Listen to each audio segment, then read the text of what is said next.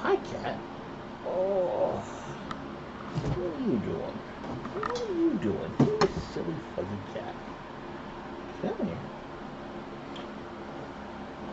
Hey.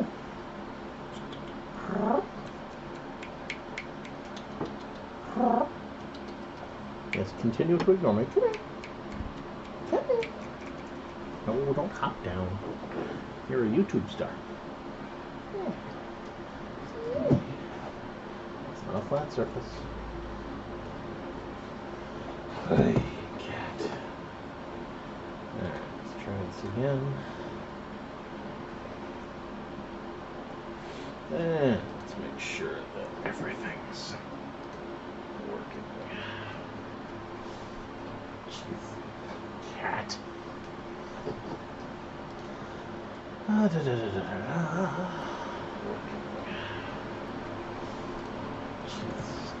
Cat.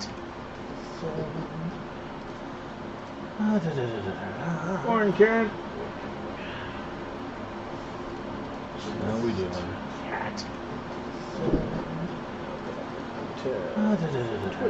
Morning, Karen. Com check, 1, 2, 3. Cat. Morning, Karen. Com check, 1, 2, 3. Cat. Morning, Karen. Com check, 1, 2, 3. Cat. Morning, Karen. Com check, 1, 2, 3. Hey, good. Thank you. Morning, Karen. Com check, 1, 2, 3. Hey, good. Thank you.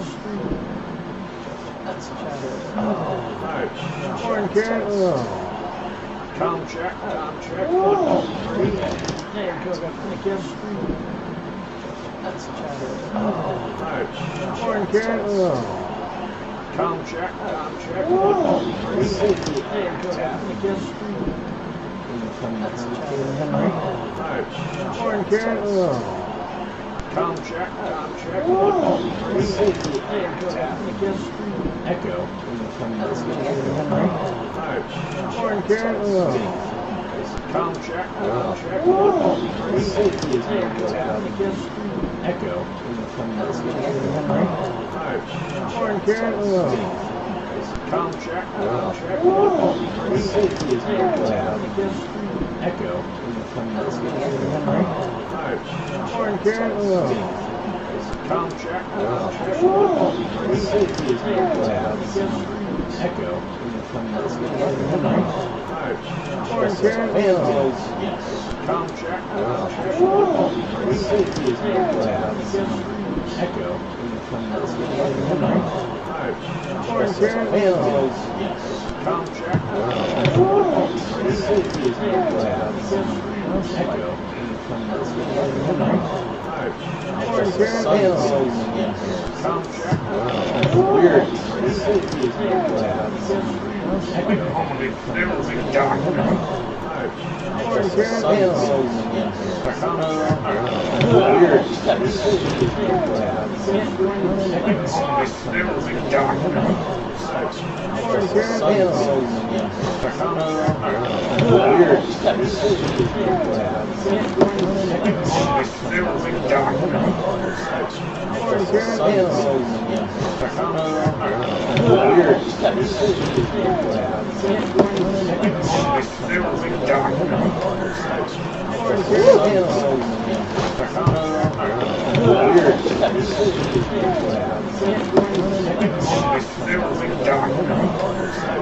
Morning,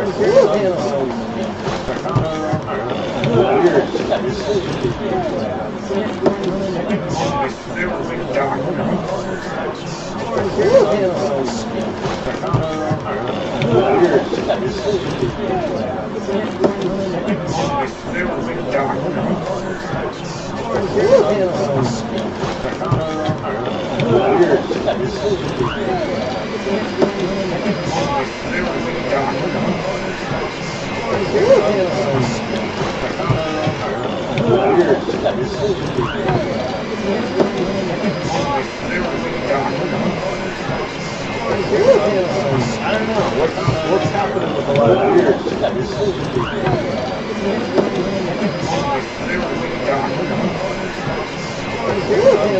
I don't know what's happening with a lot of weird.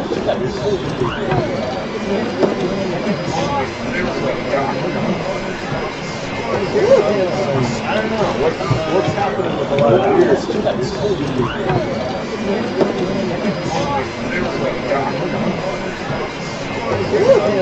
I don't know what's happening with a lot of weird.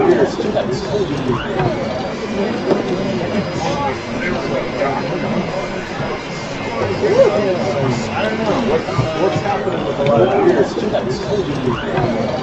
The only other thing going on is I don't know what's happening with a lot of weird. The only other thing going on is I don't know what's happening with a lot of weird. The only other thing going on is I don't know what's happening with a lot of weird. The only other thing going on is I don't know what's happening with a lot of weird. The only other thing going on is I don't know what's happening with a lot of weird. The only other thing going on is I don't know what's happening with a lot of weird. The only other thing going on is I don't know what's happening with a lot of weird. The only other thing going on is I don't know what's happening with a lot of weird. The only other thing going on is I don't know what's happening with a lot of weird. The only other thing going on is I don't know what's happening with a lot of weird. The only other thing going on is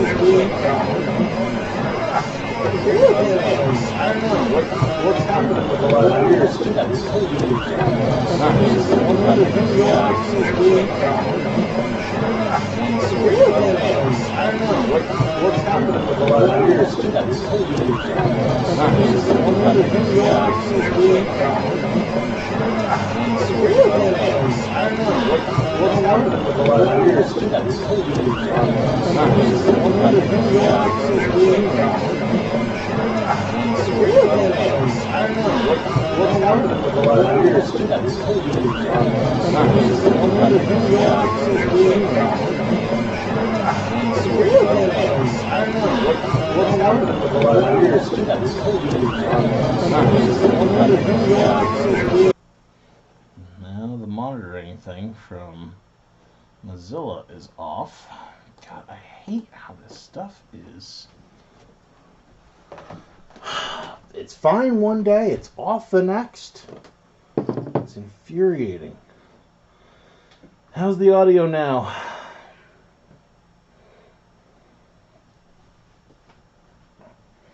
I'll pop on with my phone as well.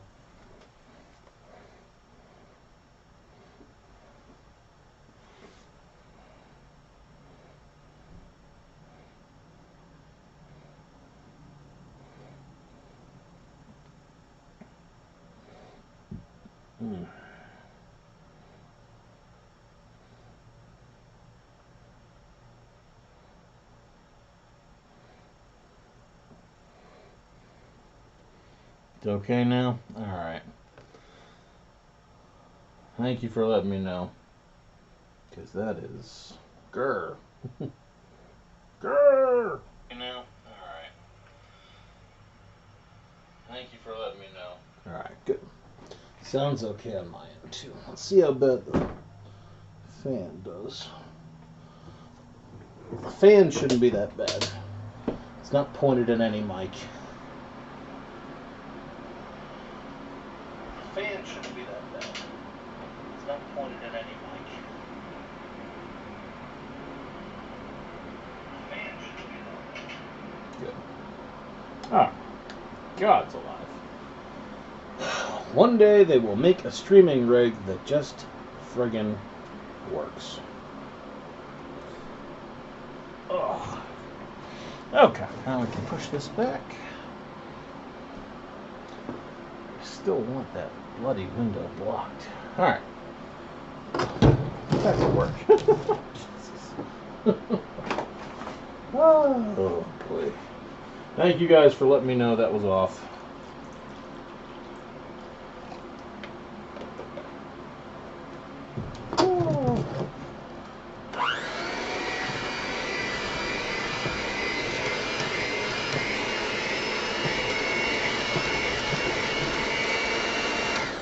Would not do to have shoddy audio.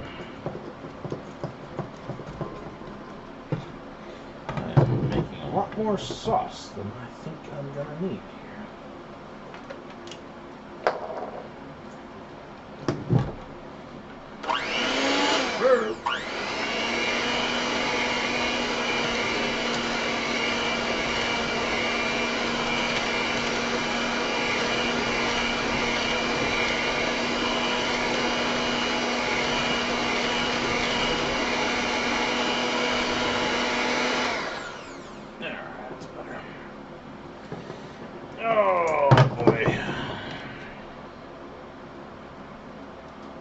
It's a little thin, but there's plenty of gunk on the sides. That'll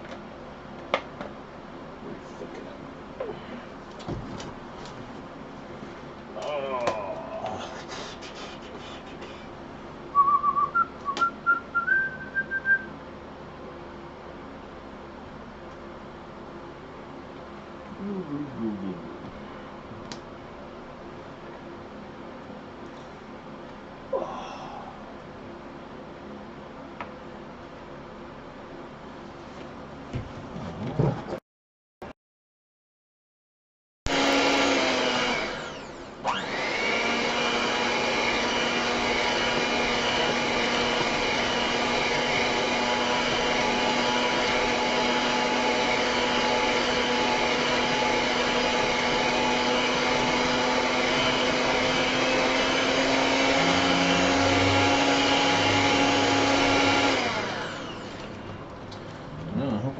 Work done because I just made way too much sauce.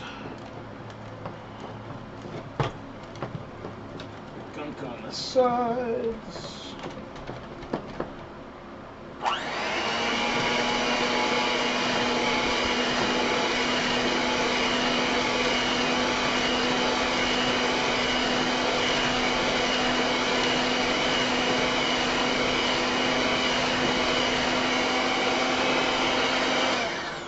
Close enough. There.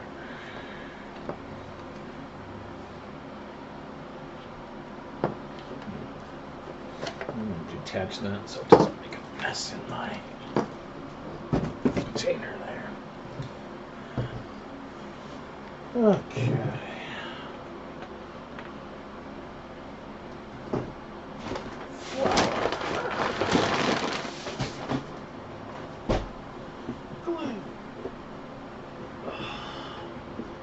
Means we're going to get some sculpting done on the big skull beach ball.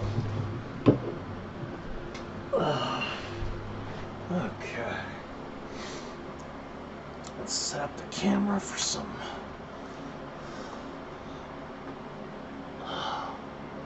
filming on Pumpkin V2. There we go.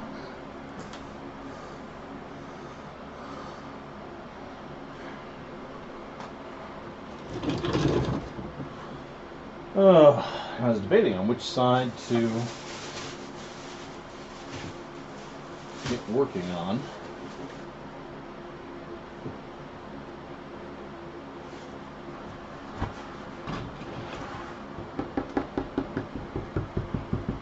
thicken the bottom section.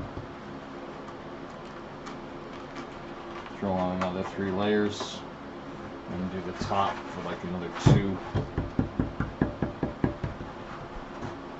And we should be good. So we're going to get some layering done for the Pumpkin 2.0 video. And then with whatever sauce I have left, I'll turn that into clay. And I've got the skull pumpkin here to work on, and I've got another pumpkin up in the drying space that we can either, well, we should probably put a little preliminary face on it and then go around it. But either way, we're going to make some progress on hopefully 3 projects. Oh, the most important thing right now is getting the filming of Pumpkin 2.0 as good as we can, because I still want that tutorial out there. I like to do 6 layers if at all possible. I really want to experiment with doing less because I hate layering. It is the longest, most arduous, least creative part of a project. It's just sit there, paint and slop, paint and slop. That's not bad, it's just dull. Dull is bad. Dull is so bad. I'm wondering if there is a way that I can block off that window a bit. Because it is making it very, very hard to read that text.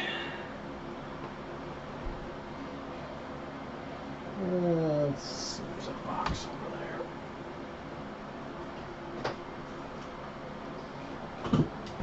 Where box?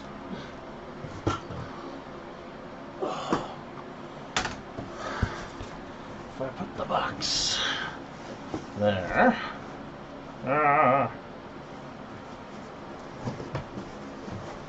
That'll at least block off some of the light and make it easier. Good. Alright.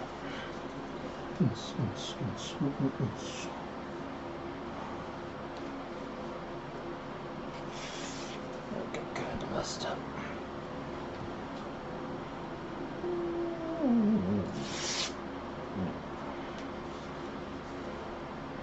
Now to deal with some halves then. Like weird solid strips.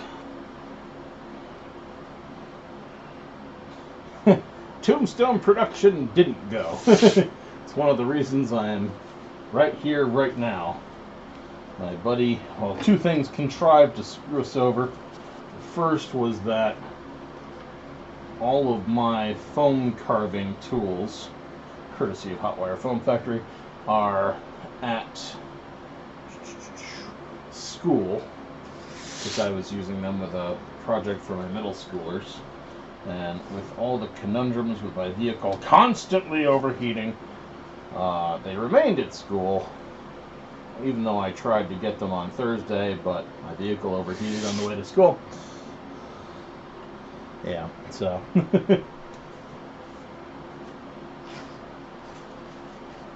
It didn't go. And then my buddy found out he woke up Saturday morning with all sorts of aches and pains, and we just said, yeah. But we'll get to it at some point before things go crazy. At least for a couple of tombstones. We need to expand because some of our old ones are just gunk at this point. Alright. That should be fine.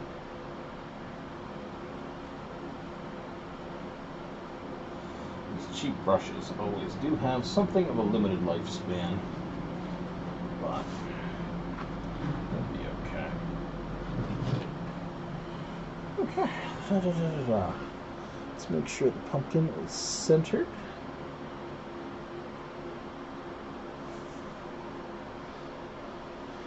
I wish I had a remote switch for the fan. I kind of do. Yeah. Alright, let's be professional. Of course, I can't twist all the way around.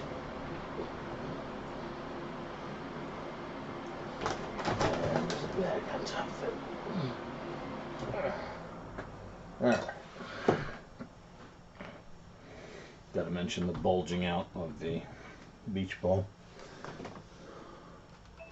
There we go.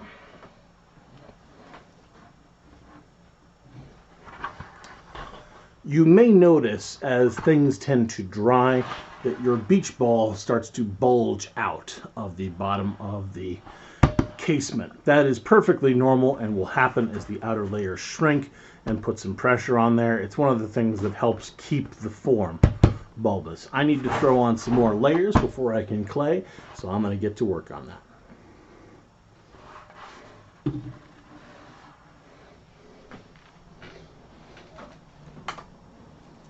Alright, now plug this back.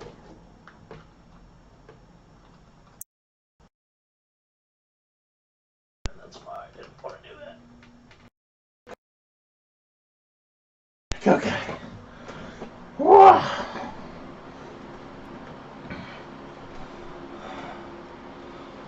Oh. 87? It's gotta be about that.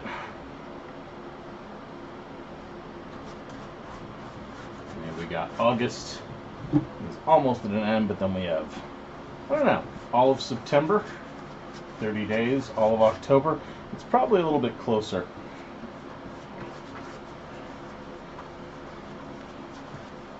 So we got about 30 in September, 30 in October. That's 60. And then we've got only a few days left in August. So maybe 70 some odd days.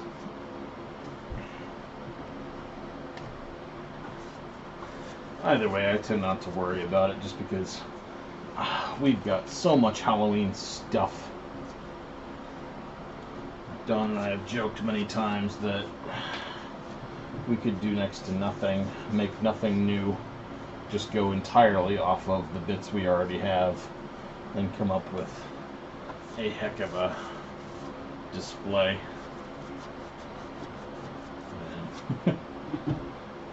We beat anything anyone else is doing. That's for blooming well sure. Or at least on this street. I know there's a few spots in town that also go a little hog wild with Halloween. I unfortunately haven't really been able to visit them or chit-chat with their folks. Then we have a local haunt called Rogers Haunted Hill. But I don't know a whole lot about them either.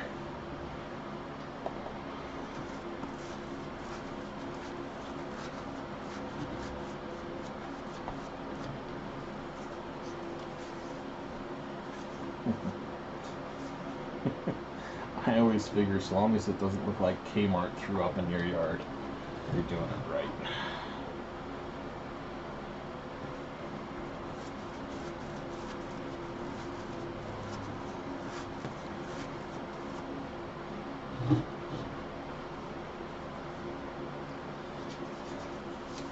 Because I distinctly remember an occasion where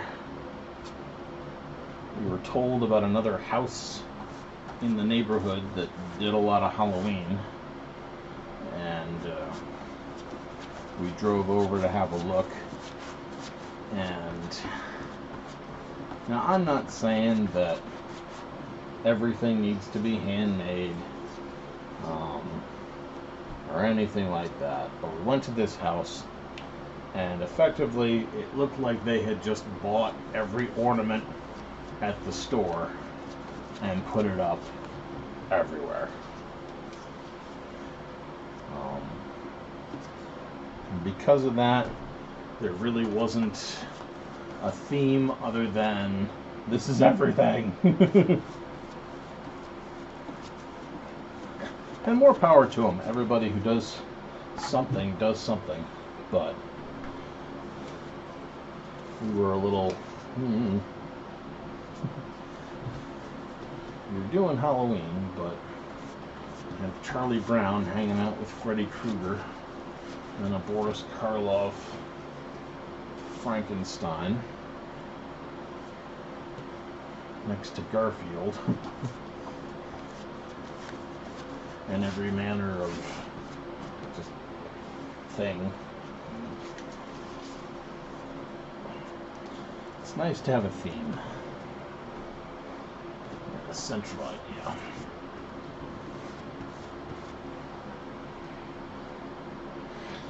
Yep, more layers, Juju. More layers. In as much as I want to just do 3 layers and throw clay on, this is the one for the video, and experiments are not for tutorials. When you do a tutorial, you do the full version.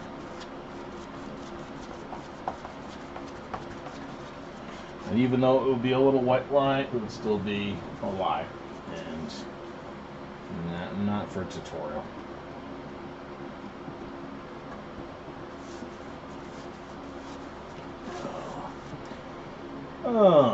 Personally, I want one of those 12-foot skeletons or 12-foot pumpkin vine monsters.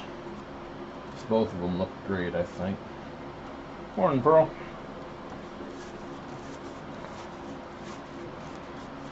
But I don't know if I'm going to get one this year. The funds are simply not there, and I'm going to have to dump more money into my car to find the still unfound root of the overheating problem.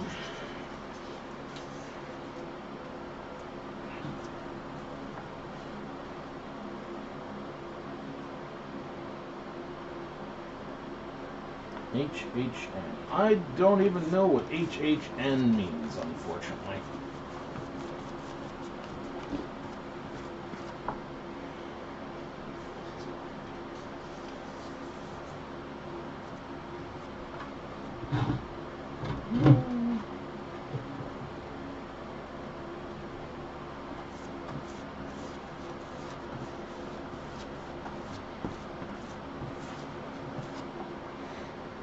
The last time I got to a Haunters convention was down in Long Island, and that was called Haunt Fair, and it went for 2 or 3 years and evaporated because the organizer had a major health concern and was no longer able to do it.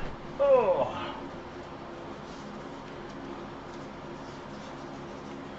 But it was a lot of fun. I got to see Rob Frankenberg and a few other friends, make some contacts, show off my stuff, see their stuff. A lot of fun. A lot of fun. Whew, pardon.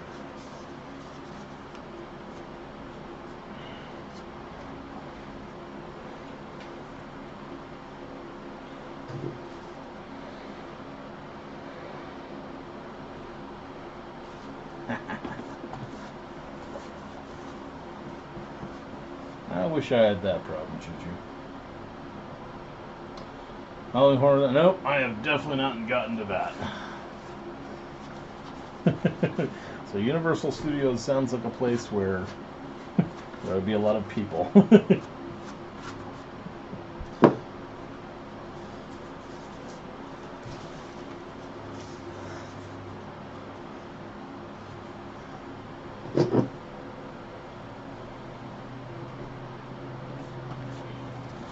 Last big haunted house I went to was Fright Nights at the Fair, and that was fun. The downside is, of course, when you're a haunter of any flavor, you're not going there to get scared. You're going there to do your homework and have some fun. What have they got? How does it work? This is one of those tunnels. Could we set one of these things up? That's a cool costume effect. How'd it go off? Did you see how they had the mirror position in that third room? We ought to do something like that.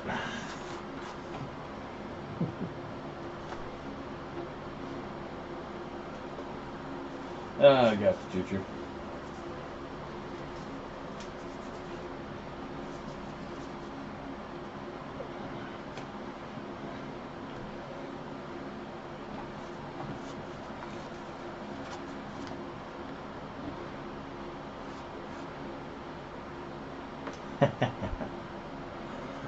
Yep, if you work there, I can see that being a very cool spot.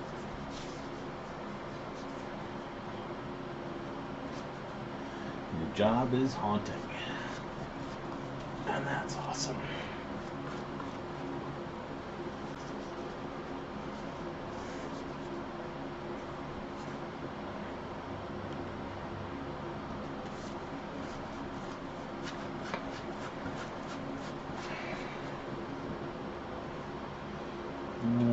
Sadly, I do not get out much.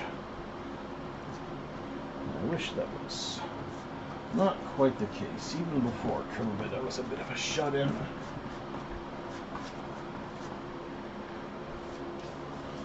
One of those folks for whom COVID did not change a whole lot.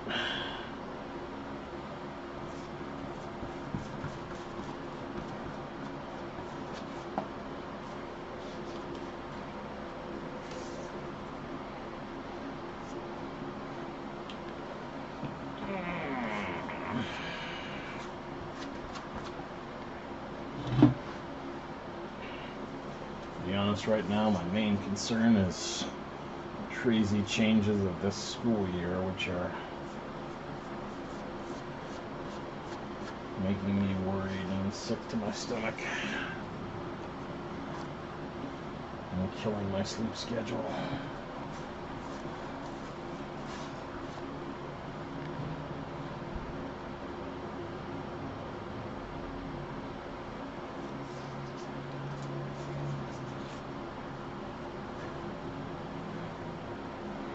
But that will be largely figured out tomorrow. In a big old meeting. The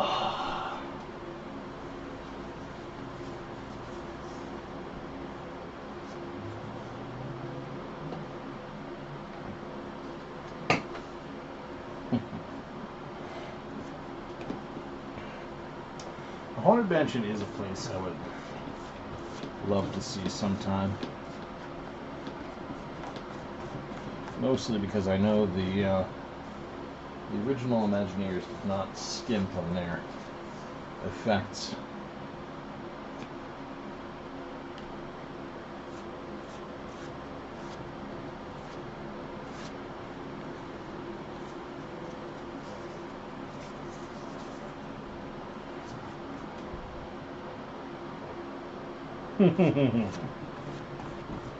I would imagine. Well, that's something you tend to get in lots of different venues.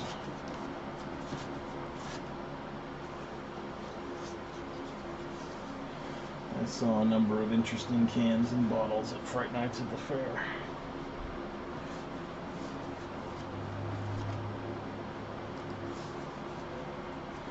Fortunately, I don't have to worry about it at my place.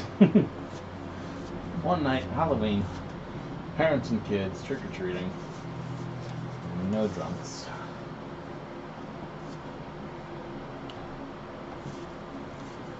Worst we have to worry about is there's a few special needs children who are not extremely well supervised, who like to go into the back areas of my haunt and just need to be gently shooed away.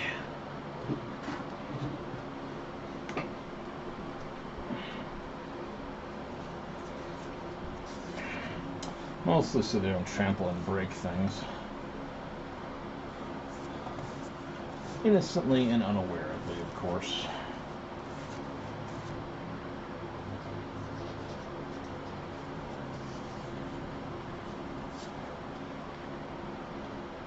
Be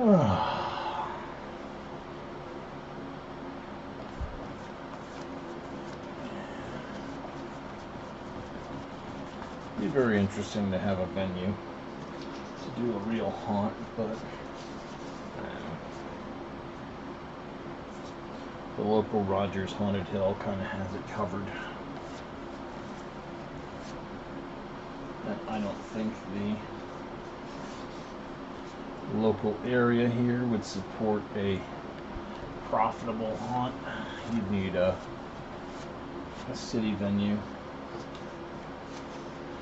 or a hell of a marketing campaign.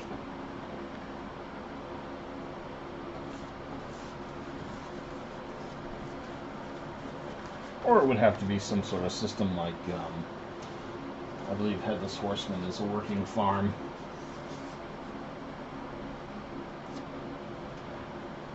So the haunt is a profitable side business for them.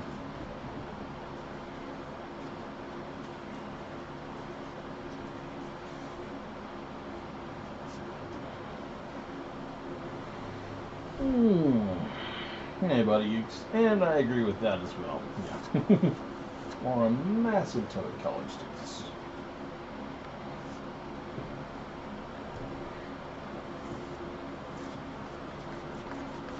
Who all had a few bucks to spend on a spooky venue.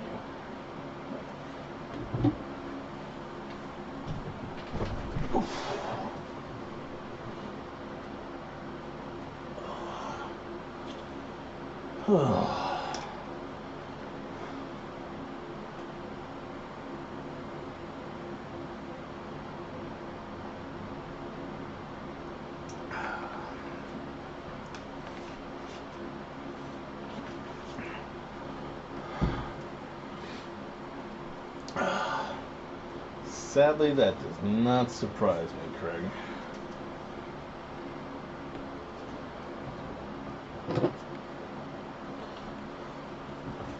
One of the regrettable haunt tropes is always the either drunk or the guy showing off for their girlfriend, or the one who walked in with all their friends who has something to prove. Swear to God, if they get in my face, I'm gonna kick their ass. That kind of crap. Bearing in mind, they seem to have forgotten you paid to come here and have somebody be spooky at you. What did you think was gonna happen?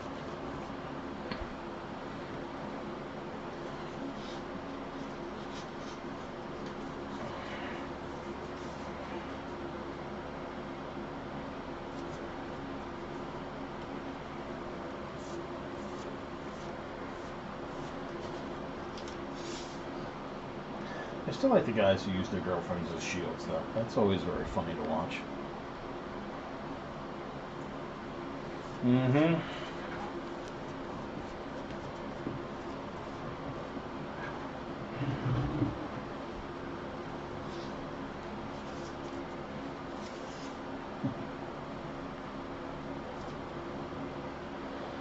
Yep, that's what they pay for.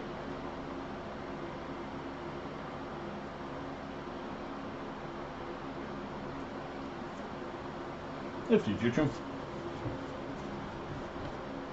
The one haunt I've always been jealous of is Erebus, because they have a kind of a time travel theme, and I believe they are open all year round.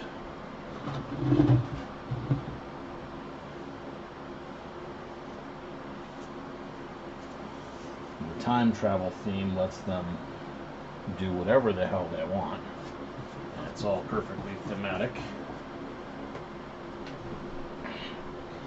Year-round haunting, if you have the budget for it, just sounds dreamy.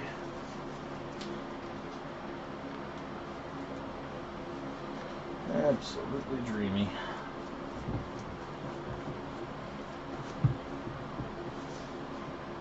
Nope.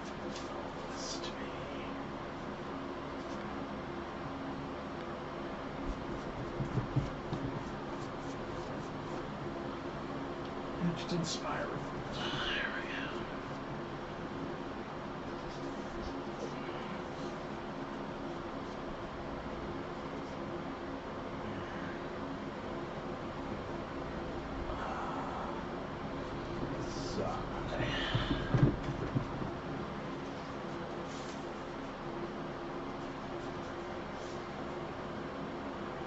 Almost there. This truthfully doesn't need to be reinforced this much, but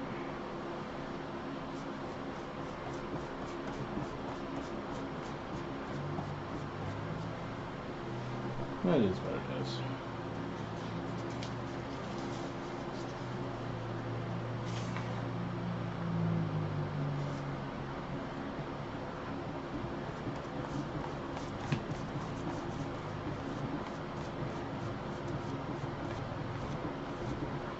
Okay.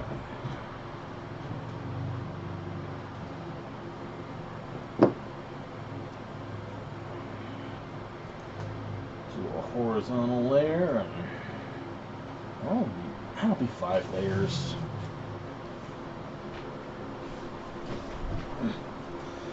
Easily 5 layers.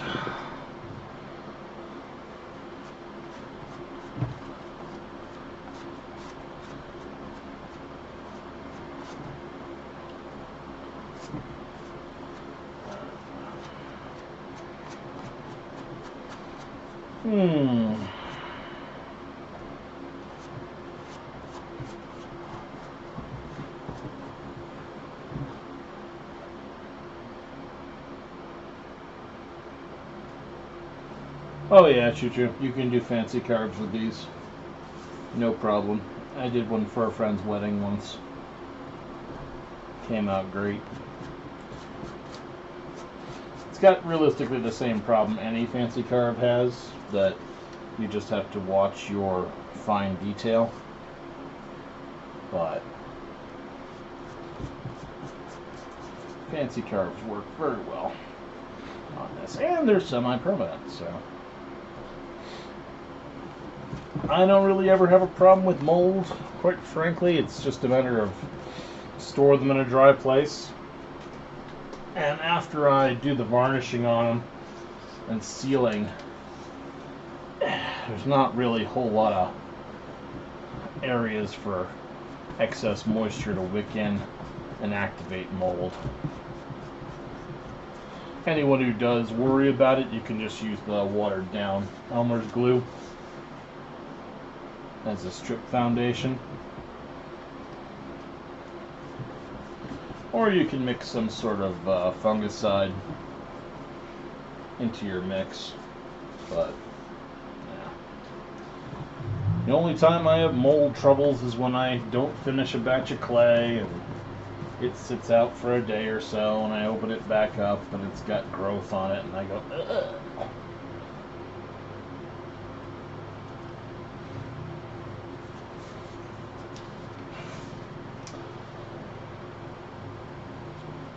Even older LEDs, choo-choo, didn't put out enough heat to hit the 451 Fahrenheit to ignite paper.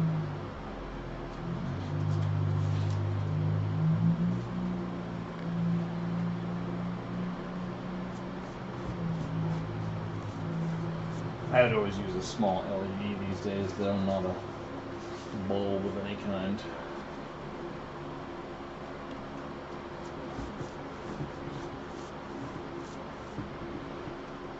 But that's just personal aesthetics, mostly because an internal candle flame is never that bright. Another thing that you can do to combat mold, though, incidentally, is just add a bunch of salt to your sauce. That does a good job at keeping it down. If you do it while you're working on it, it'll usually give your stuff an extra day or two of being able to be left out without extensive growth forming. A lot of molds really do not like heavily salted fluid.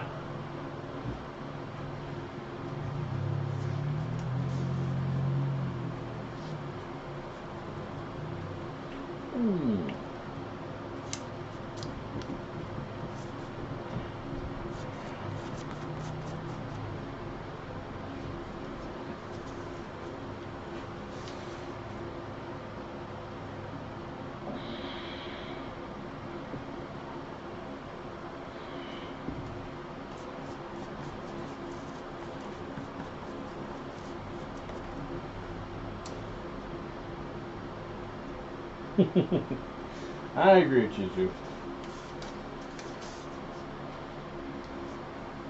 I've got my big pumpkin sentinel downstairs where I can see it every day. I was very happy with how he turned out.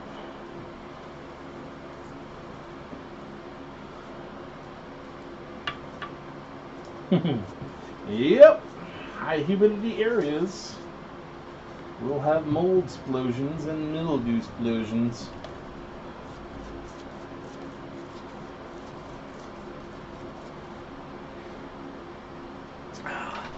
Some folks do the cap full of pine sol to their stuff, and that way, even if it does get some mold on it, at least for the time they're working with it, it doesn't smell too god awful. And again, once these suckers dry and get locked by varnish or whatever locker you use,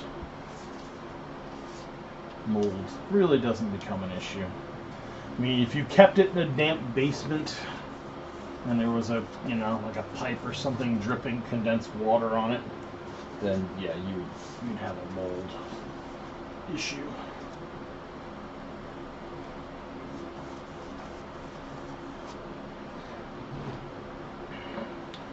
One of the reasons I really wish there was some way to be able to just dip the pumpkin into some sort of sealer, rotate it underneath until the bubbles stop coming up, and then you can pull it up and be 100% sure that it was moisture locked. But Scott Stahl throws all his stuff out over the Halloween season, exposed to wind, rain, and sun.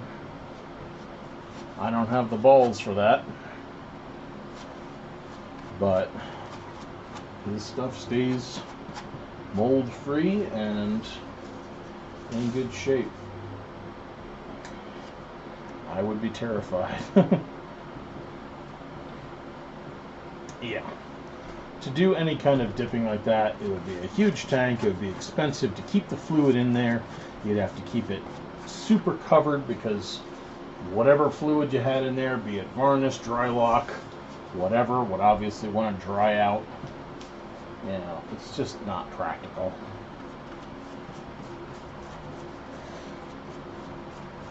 Sadly.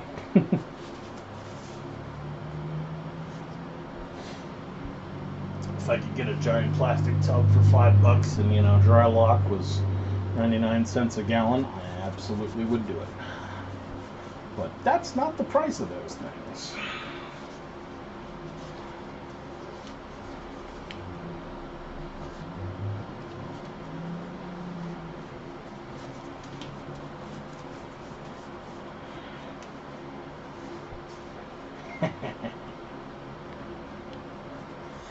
The indoor swimming pool basements.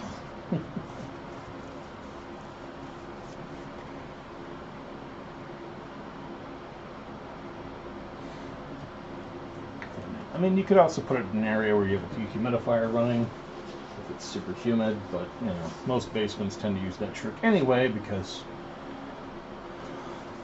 if you want to not have mildew growth on the walls, it's subject to the same rules.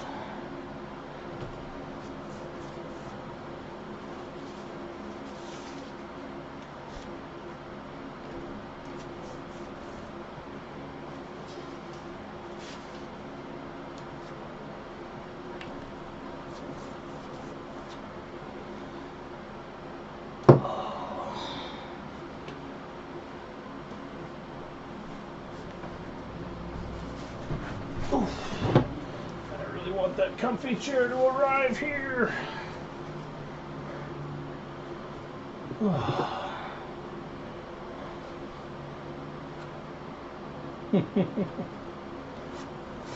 I wish I could do that, Choo-Choo. That would be awesome. Swimming pool sized tank of varnish.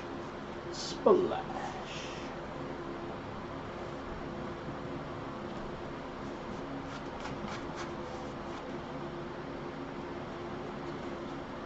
I better use up these stupid thin strips now.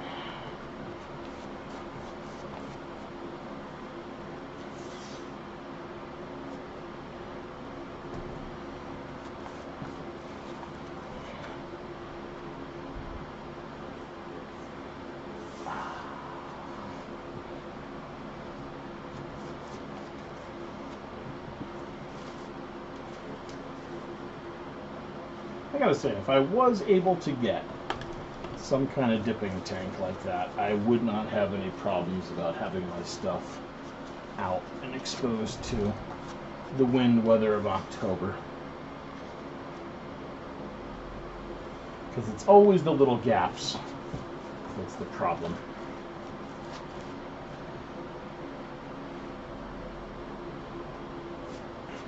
It's one of the reasons I'm using the beach ball method instead of the stuffed trash bag method.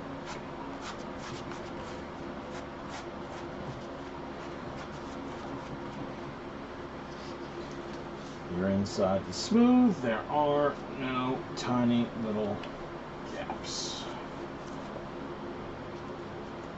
And even if they are, they're not big enough to avoid the paintbrush and the varnish.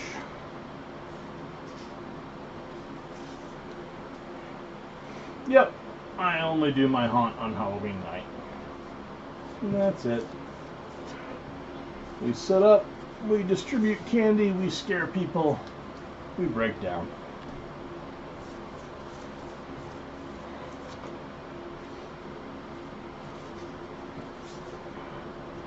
Candy and scary storybooks.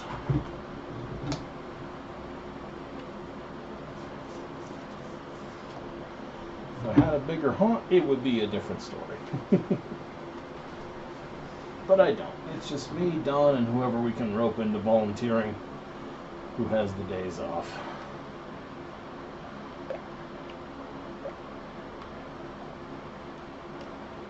Yeah, phone book material is absolutely awesome for doing this project. Tears into strips real nice, and most people usually always have extra phone book or two lying around. And at the end of the year, when the new ones come out, well, the old ones either get recycled or left out and become inaccurate.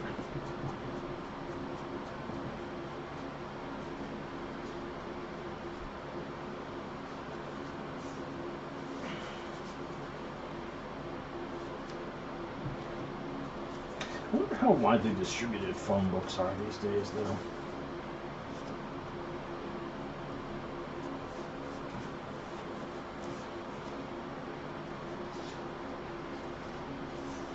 With the rise of the interwebs,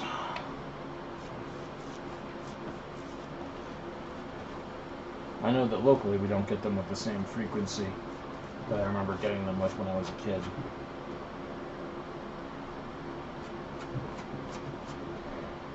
I got you. Yep, that's probably the best way to go about it.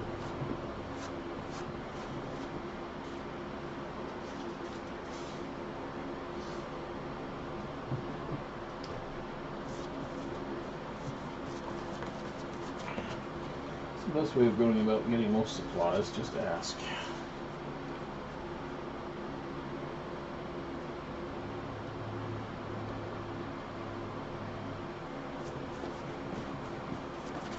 I love brown paper towel. It's a wonderful material for mache.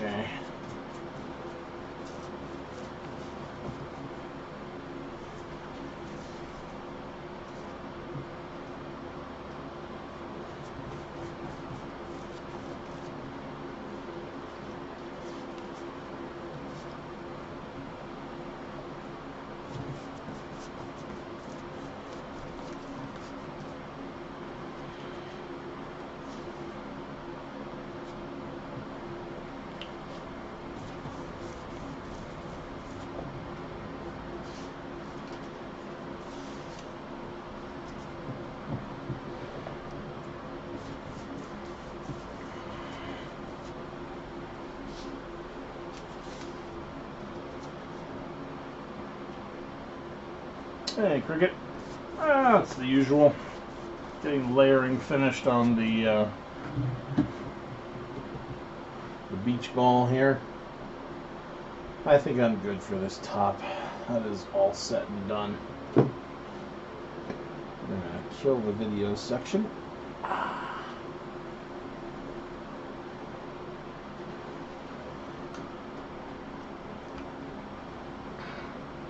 Good. Hey, the only spot I usually use for posting People's Creations is my Facebook page, Unhallowed.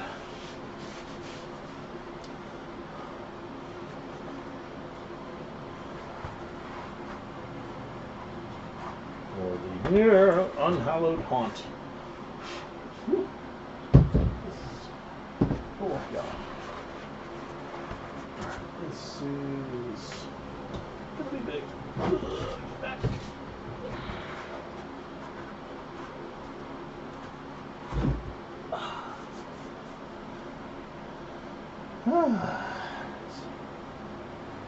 Yeah, have a look there. You can send stuff to it via message, post stuff. Wow. And I love to post people's creations so everybody in the community can see it.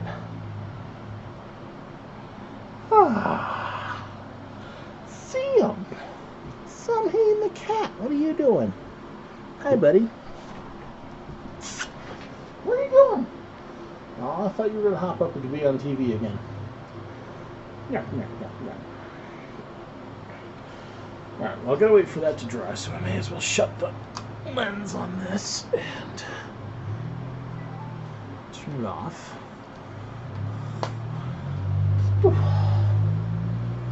Oh, I made too much sauce. Way too much sauce. Okay.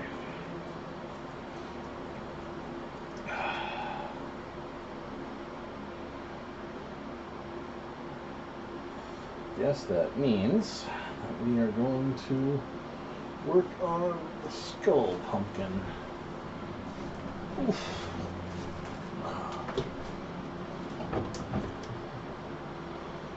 That means we have to turn the sauce into clay.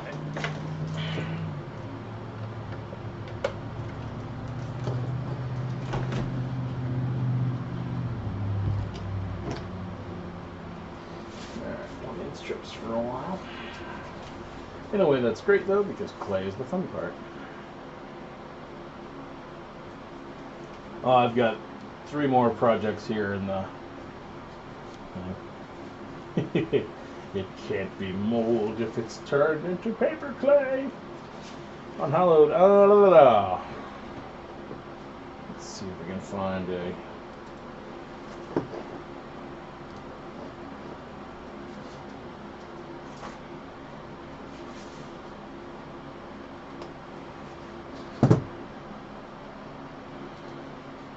Way of linking that Facebook.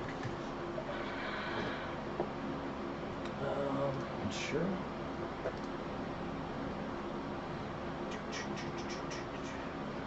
I entered an old password. I have no idea what the new password is.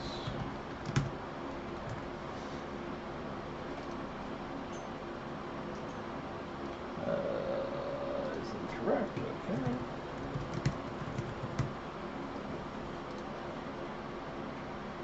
I've entered old password, okay.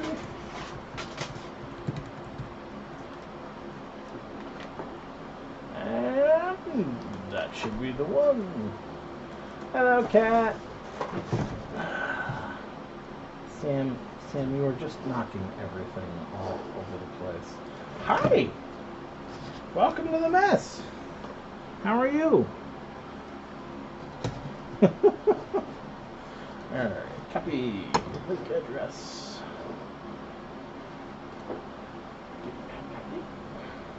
You are totally obscuring the cat. You're just completely obscuring the vision. Sam!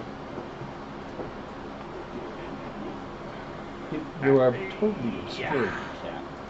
There, that's the one. It's completely obscuring the vision. Sam! You are totally obscuring the cat. There, that's the one. It's completely obscuring the vision. Hi, Sam! Hi, how are you? You are totally obscuring. What's that? There, that's the one. It's completely obscuring the vision. Hi, Sam! How are you? You are What's that? That's the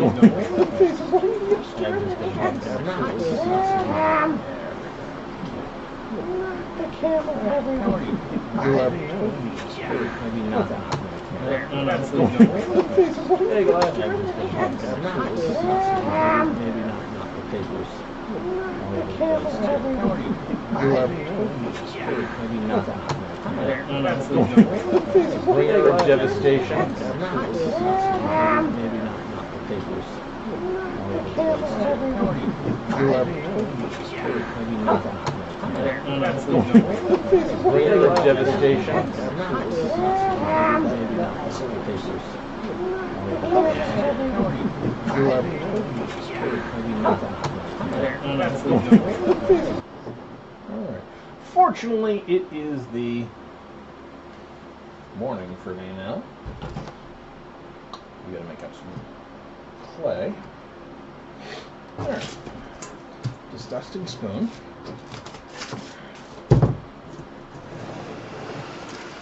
Clay machine. Yeah, it's because I turned on the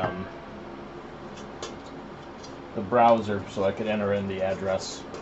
That should stop now. Yeah. I have no idea why the audio for that loops to that microphone when it is not even connected. It's insane. Absolutely insane. Alright. Skew the sauce in it.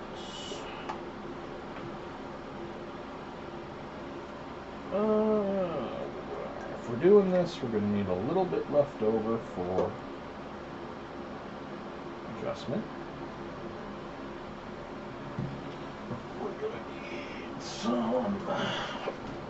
How much do we need? Better safe than stupid, but that is a little thick, so we can water it.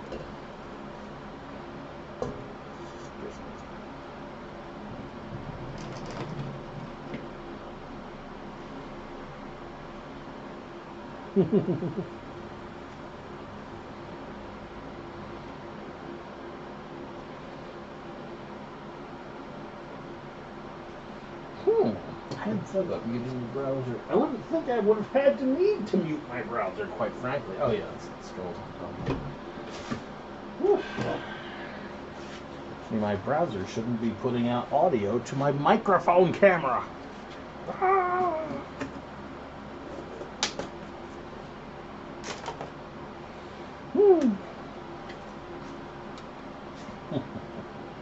Yeah, Samhain likes to hop up every now and again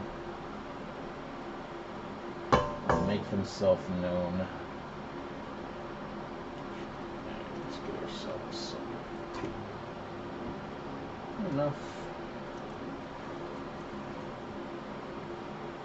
I'd rather have more joint compound than less joint compound, quite frankly, so the answer is no, it's not enough. Never enough. Eventually we'll need some more joint compound. I have another small bucket out in the hall, but it's about half this size. But yeah, we don't really need that much of it.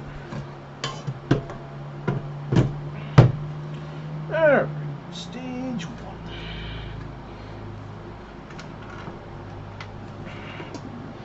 And I will, of course, be muting the sound whilst the mixer goes, because the mixer is very loud.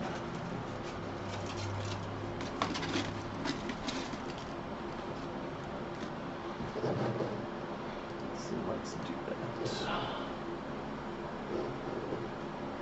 Microphone, yep.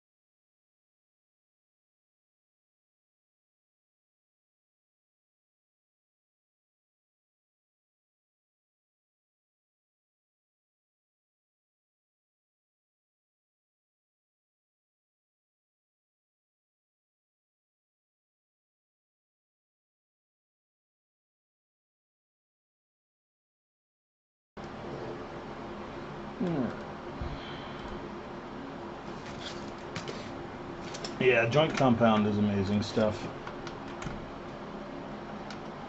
I'm always impressed at how well it does.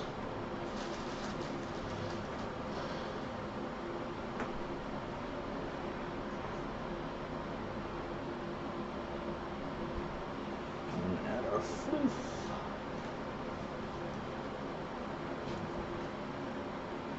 Oh.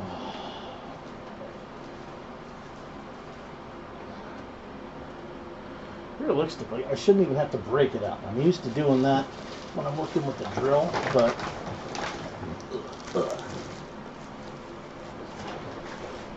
there. The mixer really should break it up on its own.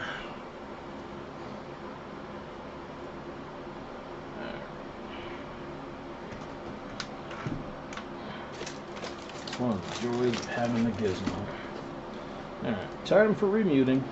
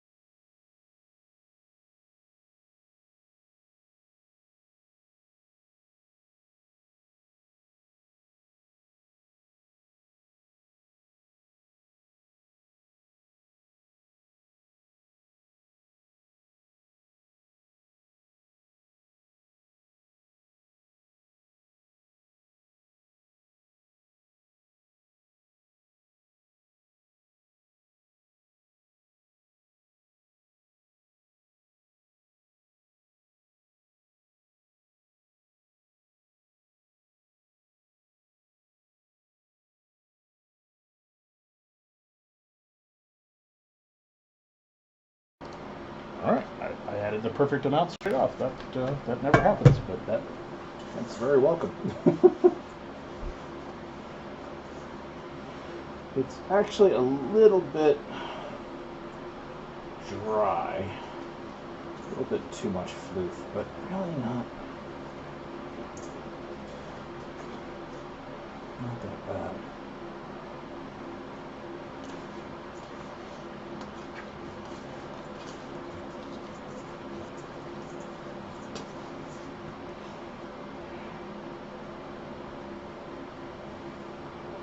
It's also a bit wet.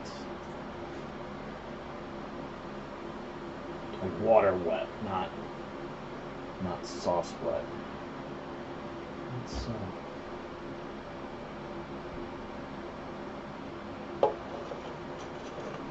sauce is in the mix.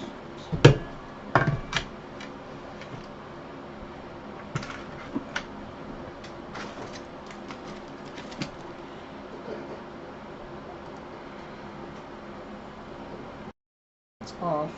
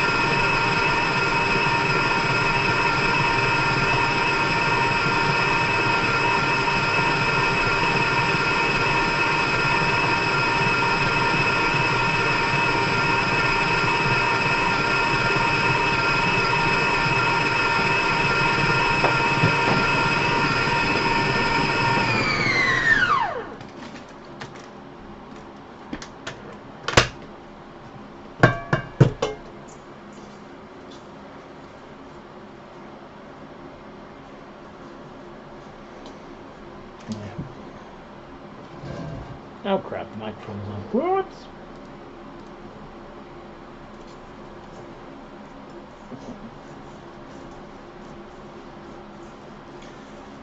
Yep.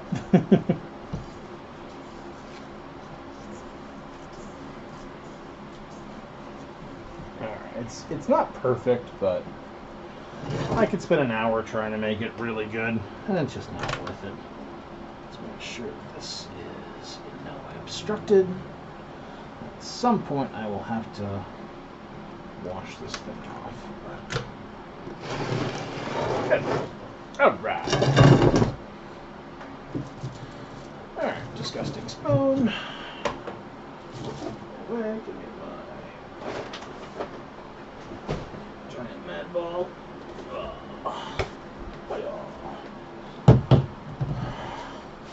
And now the question is, work the top or work the bottom?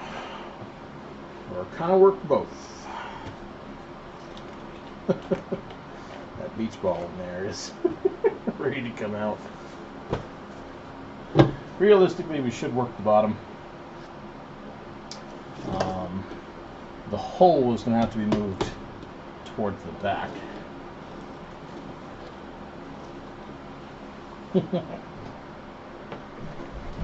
Oh, it's not that bad.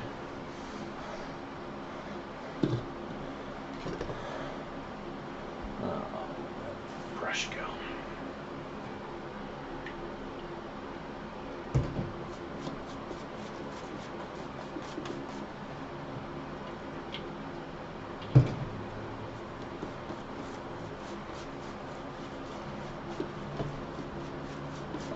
Let's make sure we got a good binding.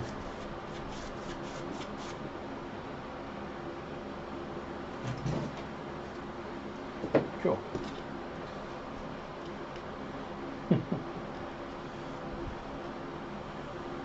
And we gotta decide how this is going to be done. So realistically, if these teeth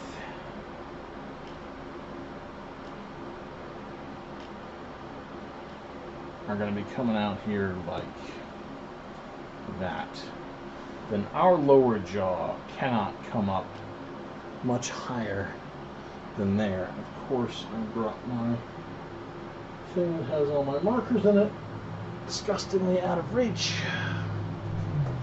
Ugh. What pain. Kill.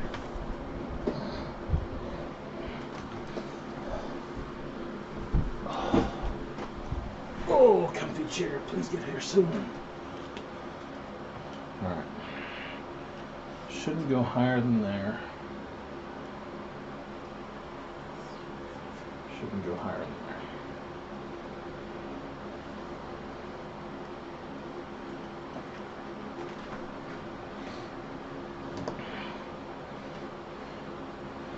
And that includes teeth, so we're going to need just a big old bulge down here to be like a chin practically. In fact, it's probably easier to visualize. There.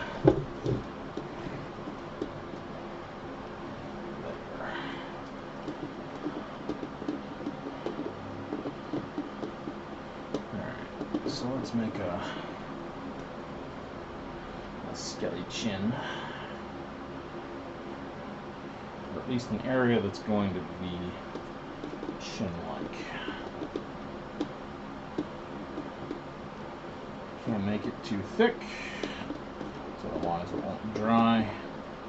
This other one took practically 3 days to get to a spot where I was comfy with the dryishness of it.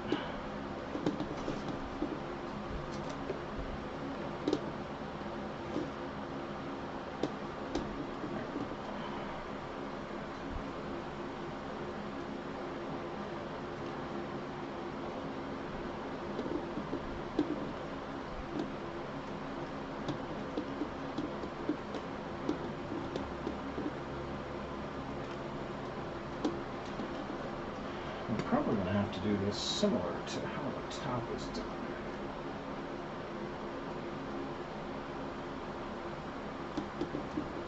And it's easier just to lump on and then sculpt.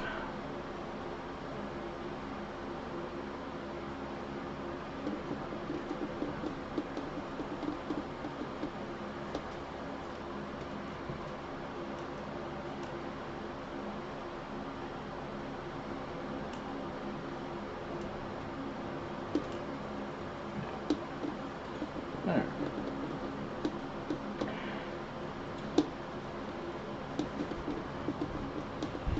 First, let's kill the joining lines.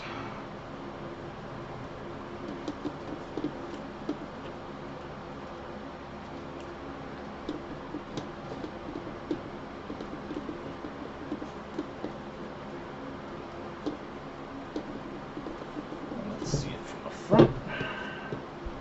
This is going to come out, so no worries there. This needs to be up though, to fall in line with the jaw construction. And that is our one. Okay.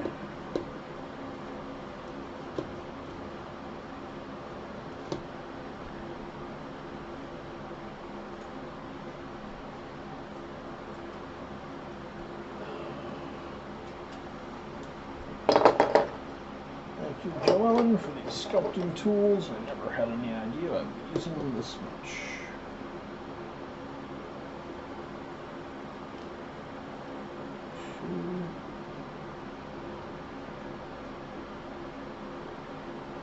One, two, three, four, five.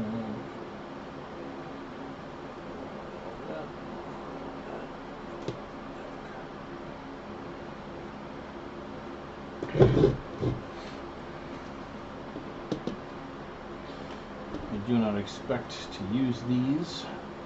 I expect to have to sculpt over them, but on the off chance that I do end up using them, we'll have this sort of in place.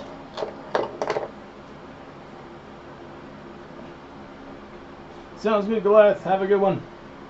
And we will catch you later on. Stay up.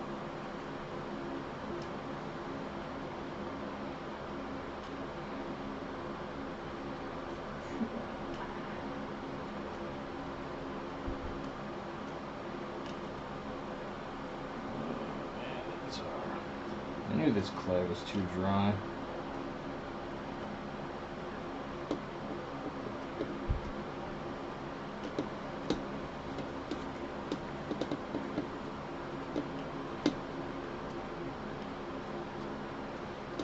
Let's take this a little bit more gently down.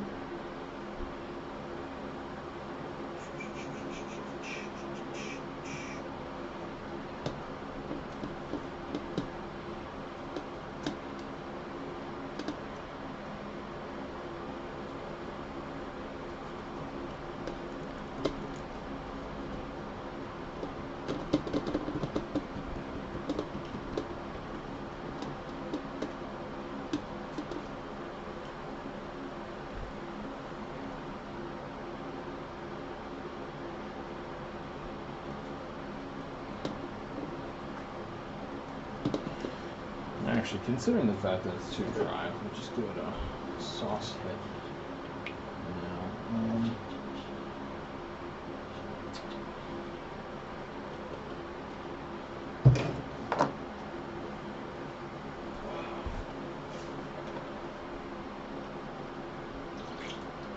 Ever so slight water down.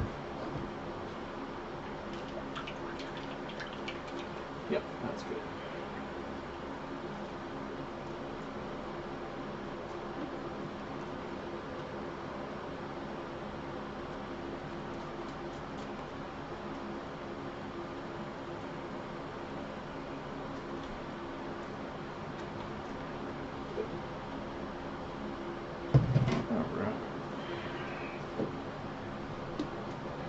That's better. That swirls better.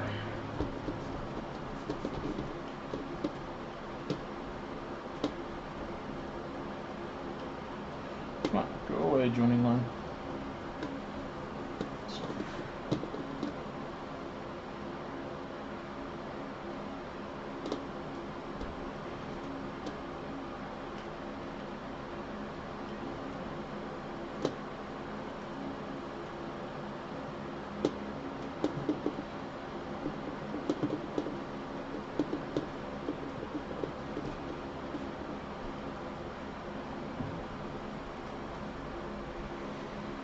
Okay.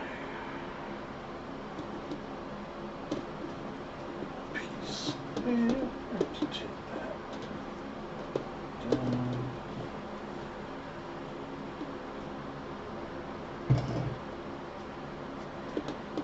Some sauce.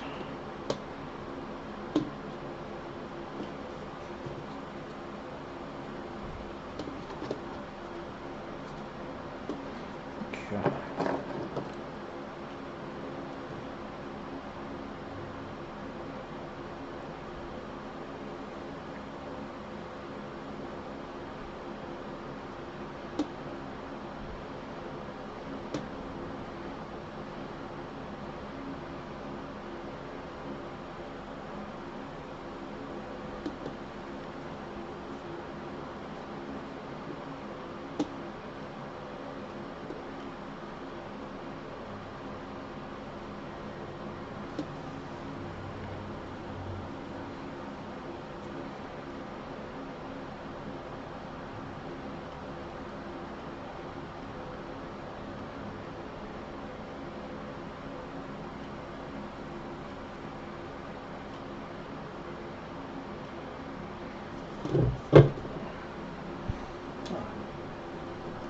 I don't really like it, but I do expect to have to go over it again, so that's fine. And if I had to use it right now, I'd be alright.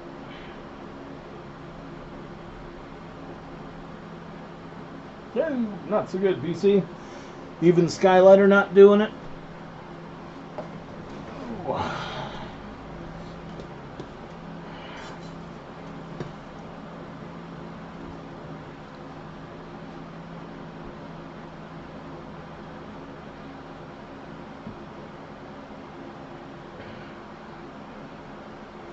Hey Danielle, how's it going?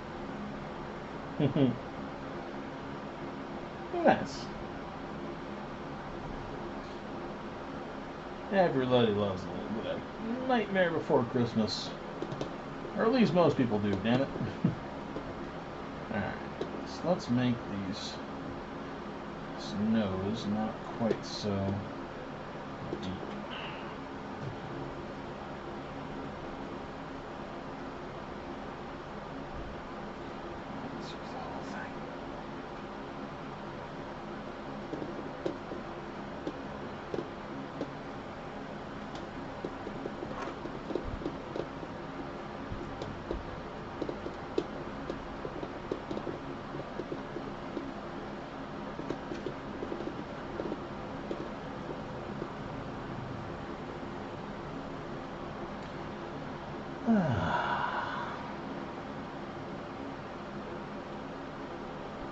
Alright, and then what we're going to do is we're going to expand the...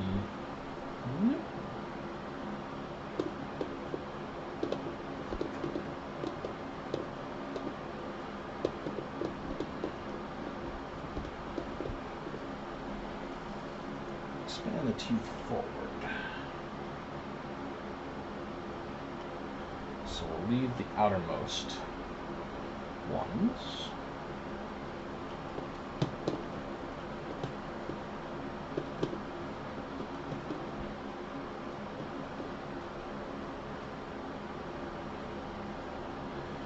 Nightmare Before Christmas is a lovely icon. Alright, and if I'm expanding this forward, that means I don't need these dividing ridges. And they should be made solid.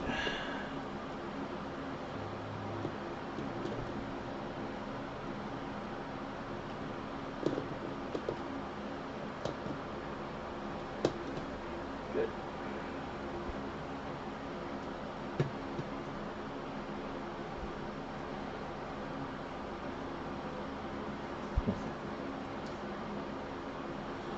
know I've got some stuff that's up all year long.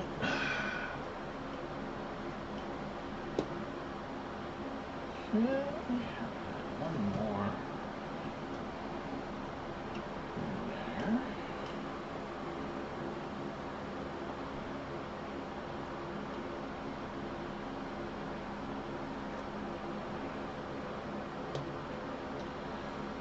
Oh boy.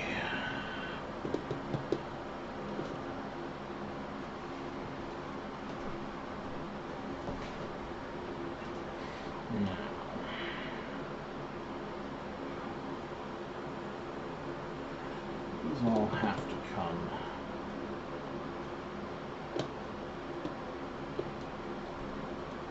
forward and out.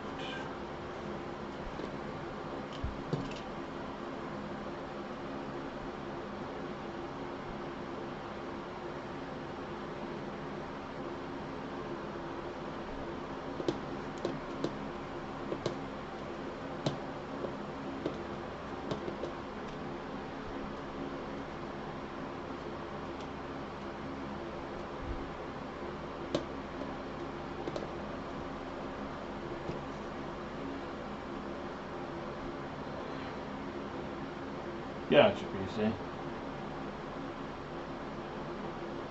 Yeah, sometimes that'll happen. It's also rough sometimes to get technical grade materials, because a lot of the lab suppliers may have it, but their stuff is, 99.5% pure, which you really don't need, and it costs a ruddy fortune.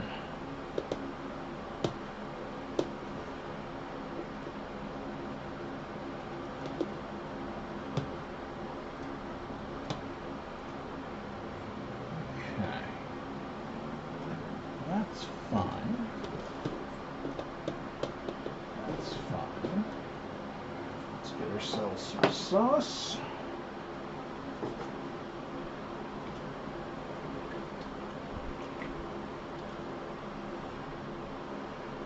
Sculpt. Smooth.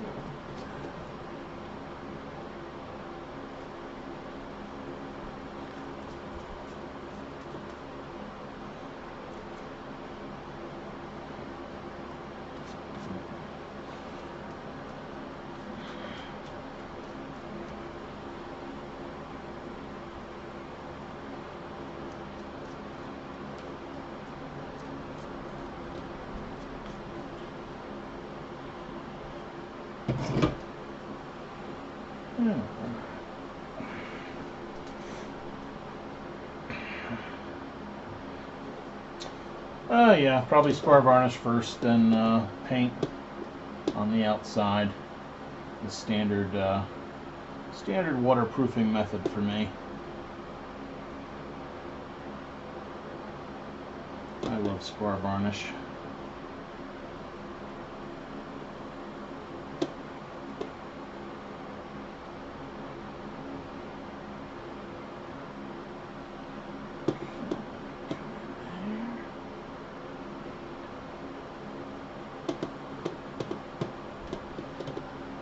There we go. Let's see what we got.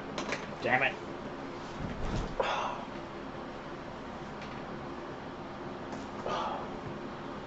Where'd the jaws of life go?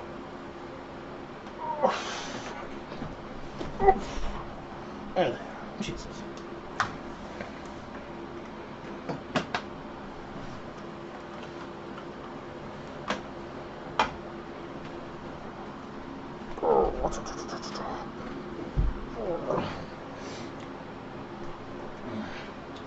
Spar varnish and latex all the time. It's easy, it's quick, it waterproofs wonderfully.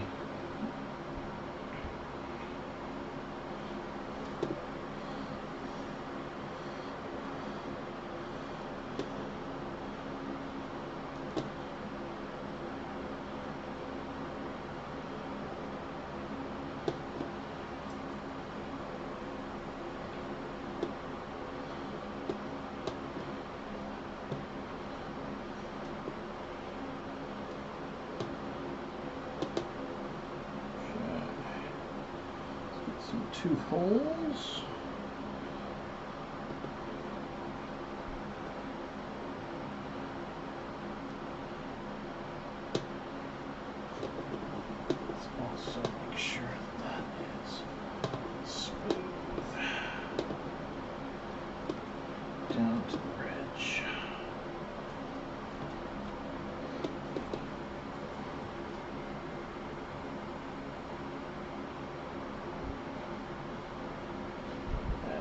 sauce because I can see this stuff flaking. There we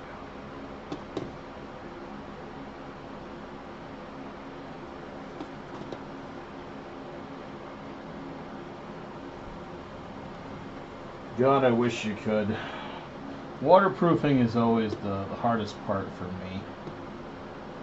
Spar varnish does a damn fine job and does it well. But as with all of these projects, the biggest thing you gotta watch out for is those tiny little cracks.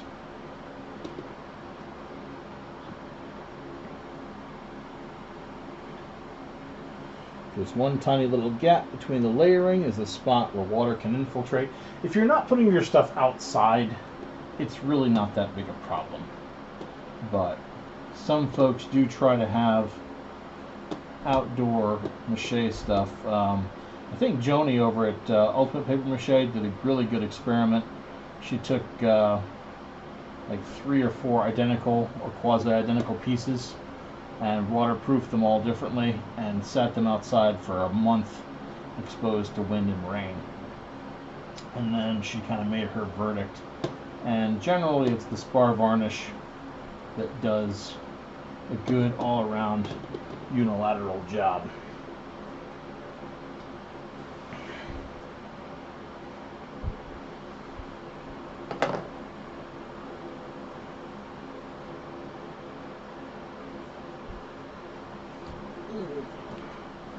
Alright.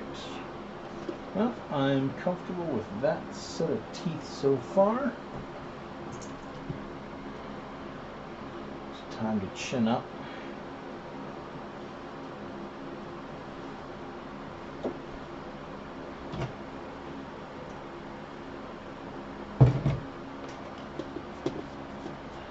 Right about there.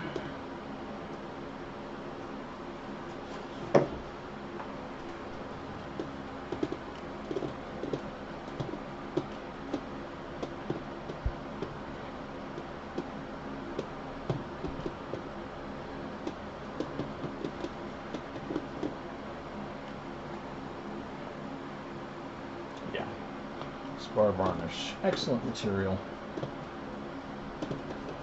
cost effective,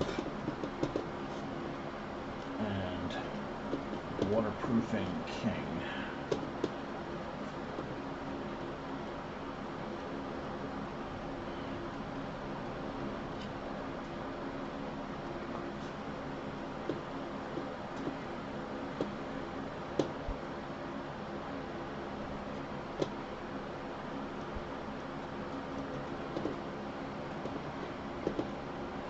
That's good.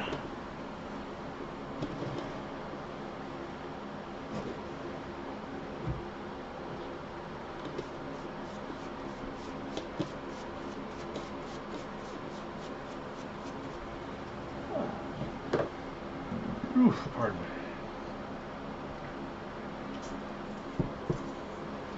The putty-like substance is known as paper clay. It is a mix of cellulose insulation, drywall joint compound, and paper mache fluid.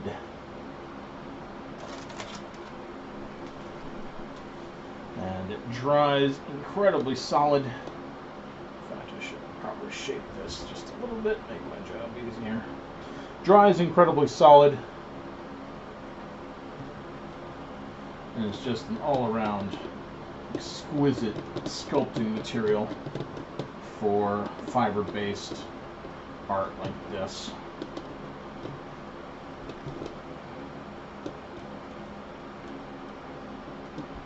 It's not too thick.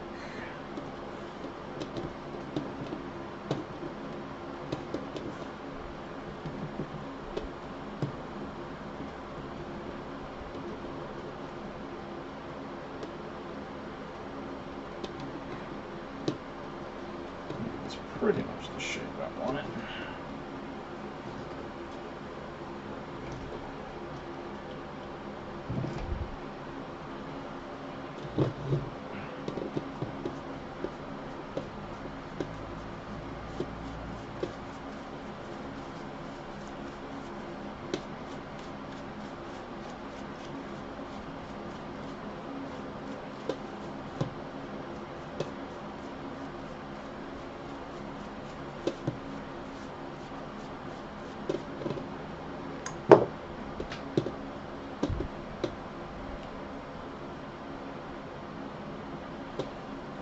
the joining lines. That's all right.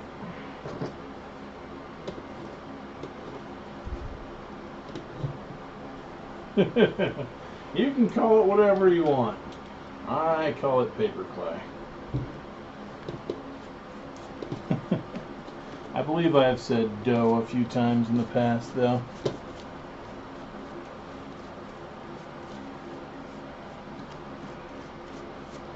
And I mostly do that to make sure I am relatively consistent with my nomenclature throughout my videos.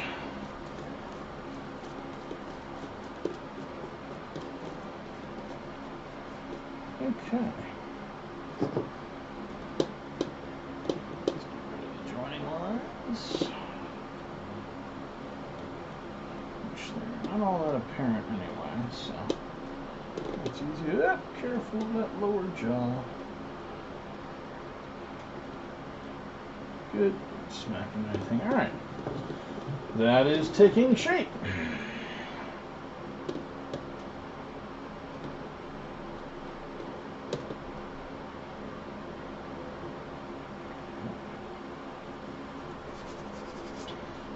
Hand gummies on there. That's fine. Okay. That side is a little bit bulkier though. But next time I pick this one up, what'll probably end up happening is we're going to take these front two teeth and expand them even further out. Probably do a similar thing with the lower jaw. Take this, and this teeth, bring them further out into a jawline arc, so it's not a jawline flat. That'll give it some more dimensions. Yeah. We'll see what we do here with outer jaw. I can't do too much with it though because the bulk of the effect is already in place. And then we'll have to look at painting it. I'd love to do something with the brow that would entail rotating this forward, and I don't want to damage what I've got started with the lower jaw. Hey, Silvermoon. So we will call this one needs drying and work on another one.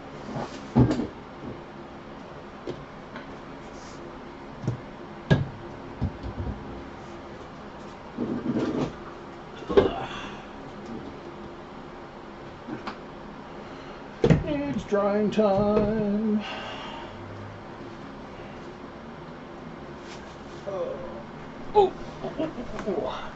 But I've still got quite a bit of clay left, so.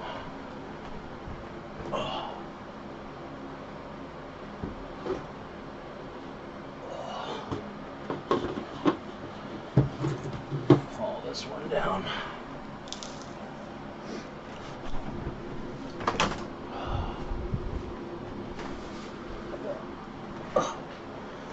Okay.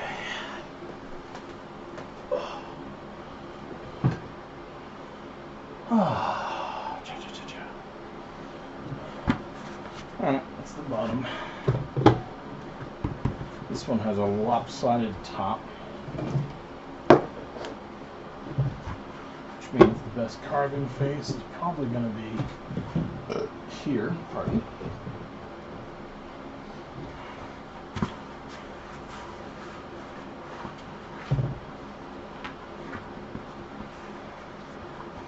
Yep, that's no problem with that. Oh, yep, now we gotta think about a face. Which means I should have grabbed a pencil. Oh.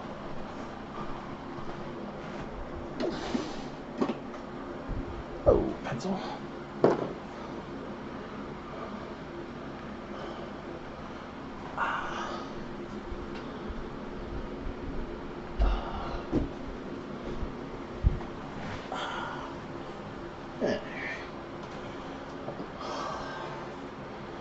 Alright, what have I already got in the display? Quite frankly, I'd love to do a fancy curve on this one.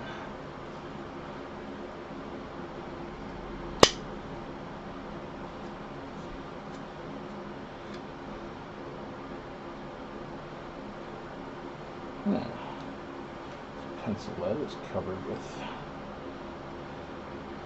some sort of adhesive. There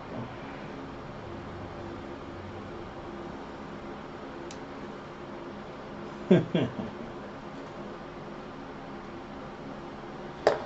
Well, let's have a quick gander. Oh. Let's see if we can find fancy pumpkin carves to get a little inspiration.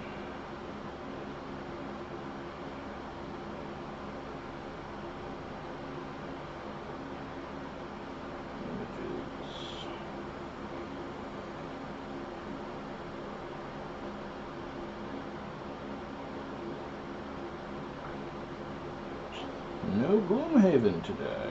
Oh, that's odd. Alright. What do we got? Oh, we got Oogie Boogies, we got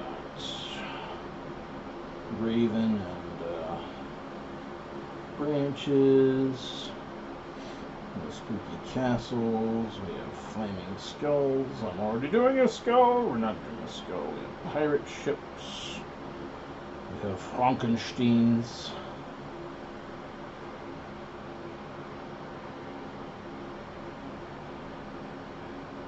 I'm not quite good enough to do Van Gogh's Starry Night. Thank you very much. Oh, that is a crazy face. Hey there.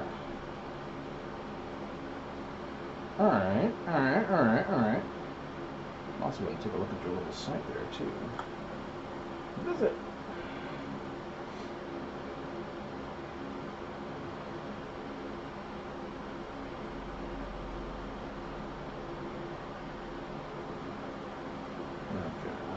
Looks like the first one was the Charmer. Ah, Kitty Cat Pumpkin. That could be fun.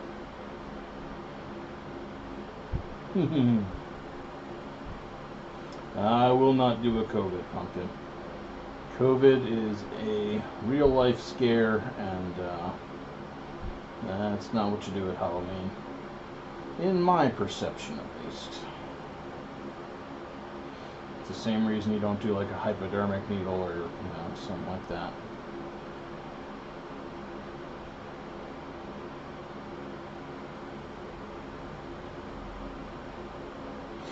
You also have to think for pumpkins like this that they need to be, hesitate to say timeless, but you need to make sure that they're not going to lose their impact in, 20, 30 years, because these pumpkins will last. Now, what I've got here is this little guy. That spiral eye is very unique. So I want to look at it as a potential. I do want to do an Oogie Boogie at some point. But I like that spiral eye.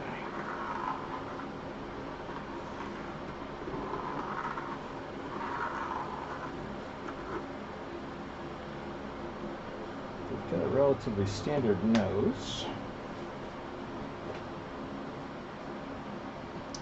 And I want to take one more look at that mouth,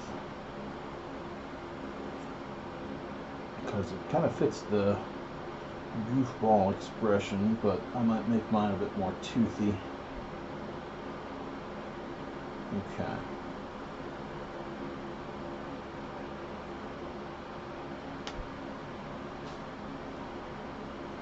Oh, it's all good, Craig. That's just why I wouldn't do it. It's also a different story if you've got a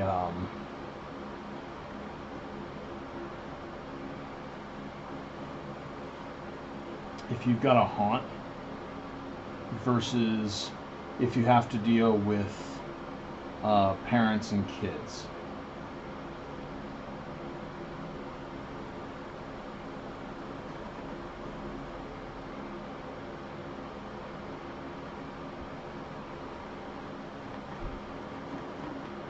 And I absolutely need to make sure that my stuff is PG enough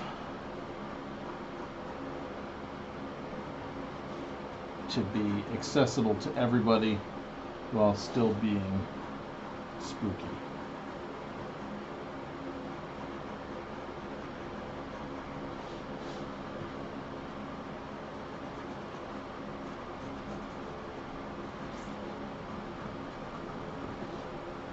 I mean, if you got a haunt, you can go crazy.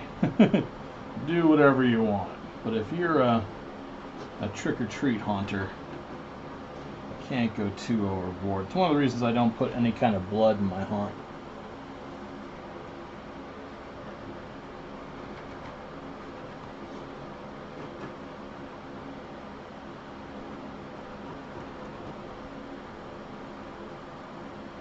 Nothing intrinsically wrong with it. You just have to remember, be careful of your audience. I feel like I don't have enough spiral. How many times did they go around?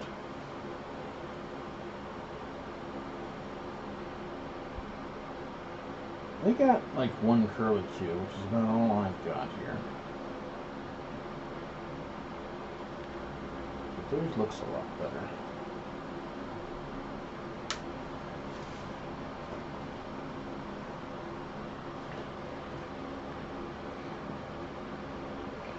I think it's also because they go around. That's okay. You can also make the spiral follow.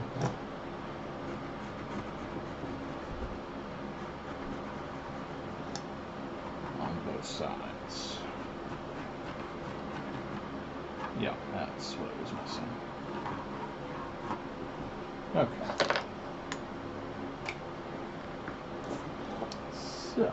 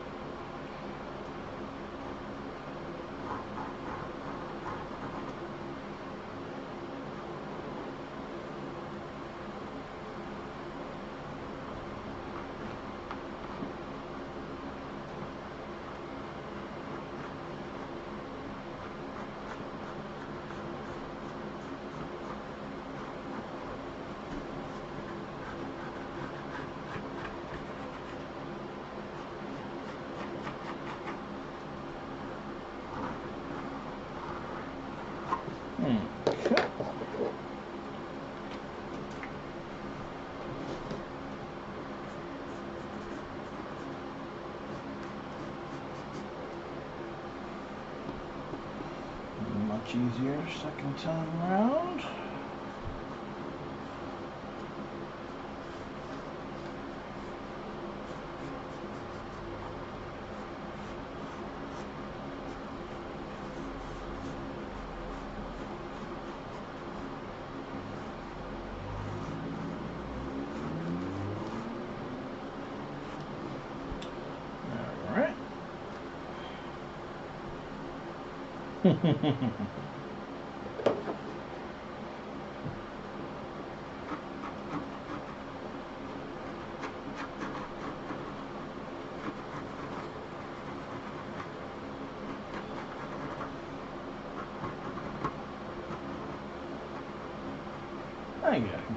Yeah, I honestly think if I was to go on the illness theme, I'd probably go with a plague doctor concept.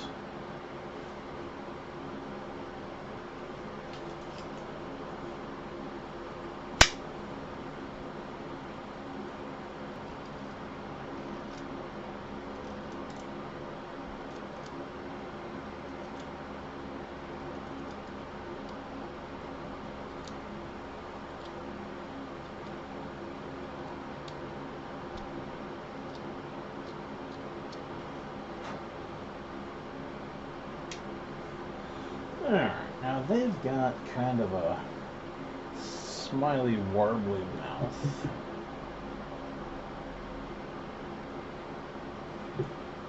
Those really are crazy eyes. I love it.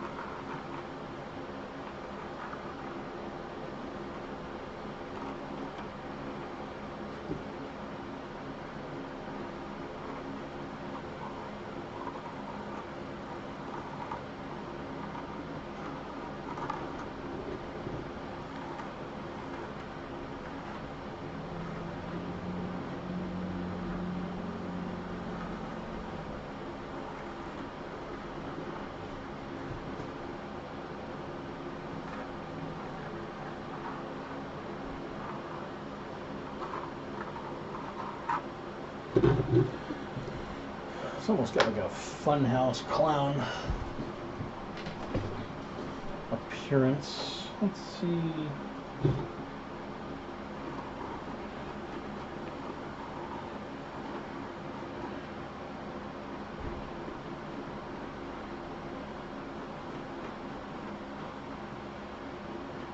I think putting a little bit of tooth on him may not be a bad idea.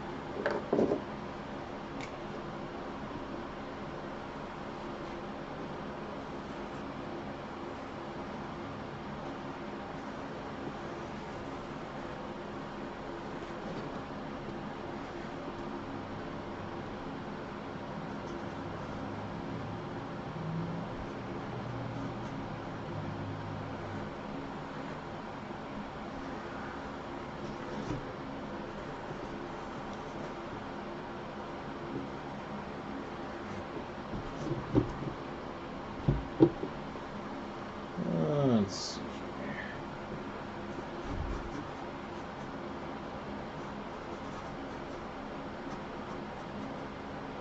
To do that, we need to reflect the tooth slightly in the nose. And this needs greater depth.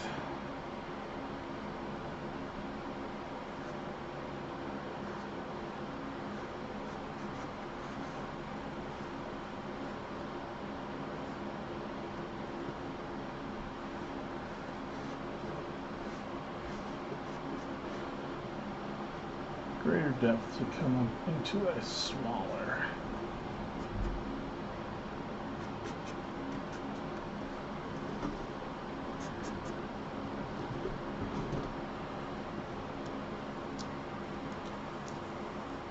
Some more mouth apogee. Okay.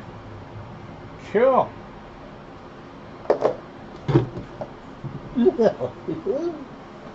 Good. That'll be about as close as I ever get to a clown in one of my haunts.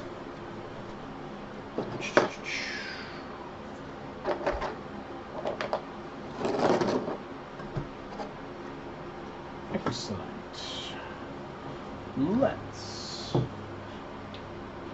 get started.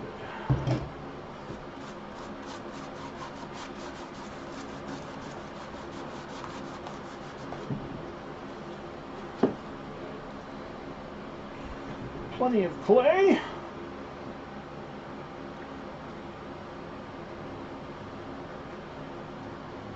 May as well go with the fun part first.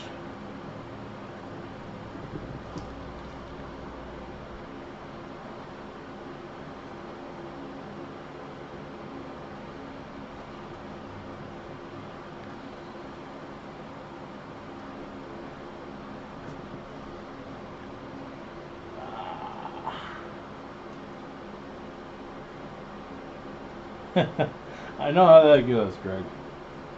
Very, very much. I've got at least one pumpkin that I promised to somebody and then started on and painting it black, and I just never finished it. It sucks.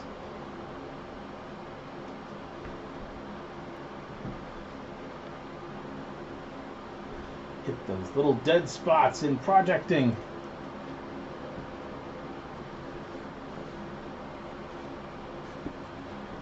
just friggin' happen. It's horrible.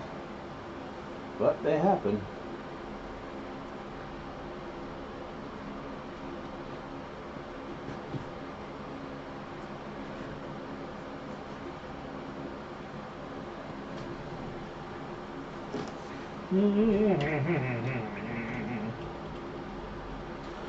It's one of the reasons I kind of like when October really starts to get close, or when you get motivated. Like my main motivation right now is the version 2.0 beach ball pumpkin. That was hyper motivation. That was get that video out. It's been forever. You've wanted to do it. Halloween's coming. Now is the time. And these other little projects like the Skull Pumpkin and Crazy Boy Pumpkin here are just pleasant little leftovers of the project.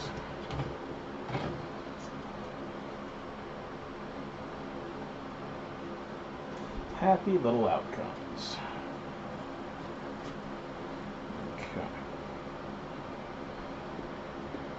Let's make this uniform. Get rid of the joining lines.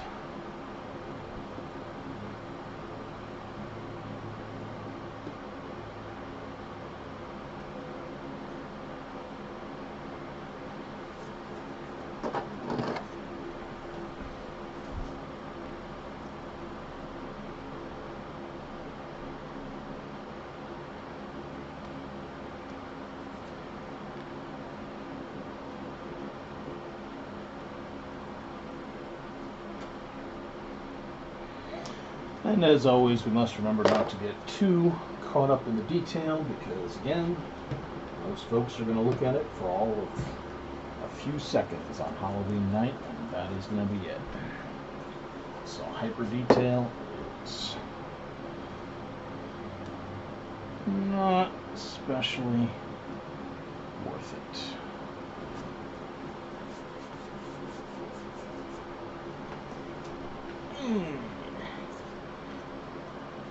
Alright. This stuff is dry. Dry, dry, dry.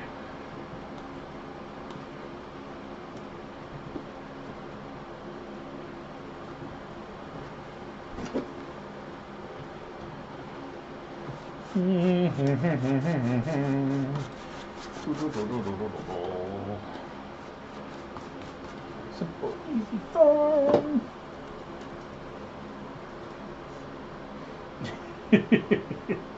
Seems good at the start, Cricket. I remember making Hattie's hat. That thing was a project in and of itself. Equivalent to any one pumpkin. Definitively. Nice thing is it'll look great in the end and everybody will be complimenting you on it. But yeah, hats on pumpkins is not always a simple prospect.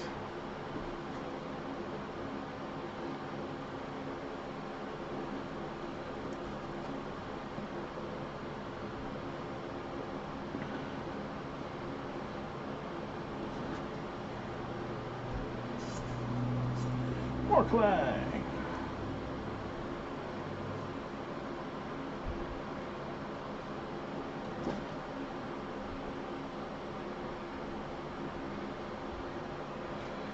Seldom simple are hats on pumpkins.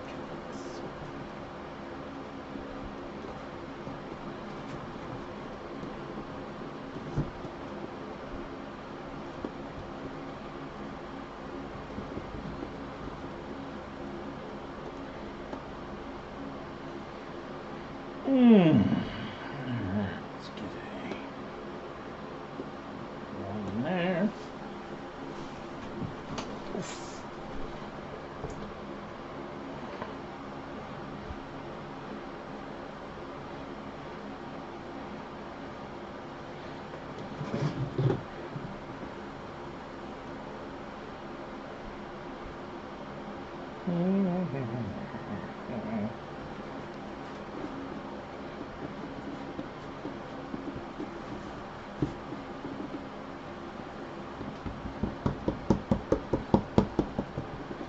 And obviously this is all just foundation layer.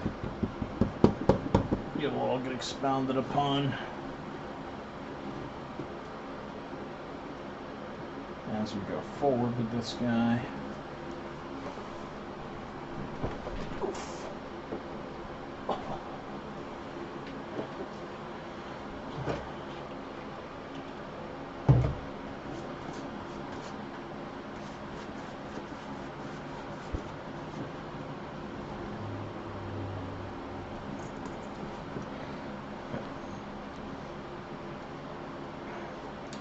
Nice easy way to use up the extra clay.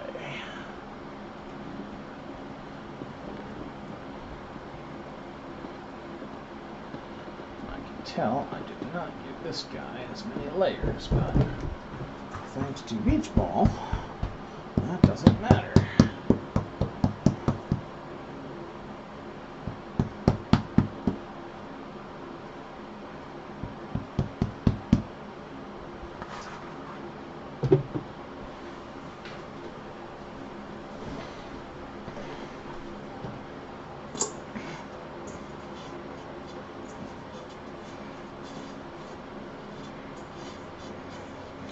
Time to flip the clay.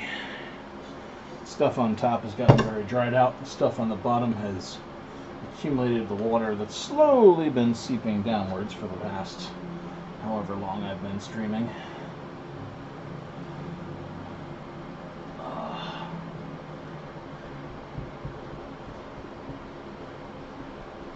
And that frickin' Facebook stream still isn't working. I can't see the chat from it, if there is any chat from it.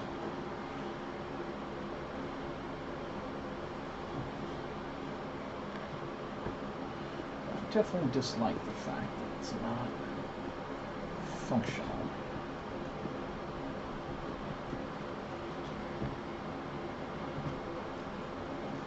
Woo! That spot really doesn't have 6 layers.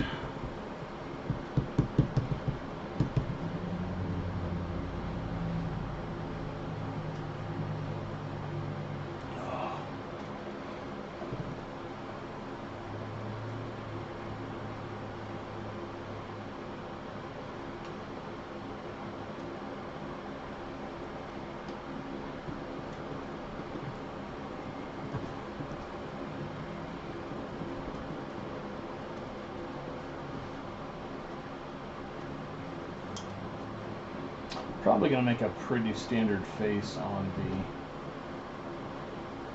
the tutorial pumpkin, just to make it accessible.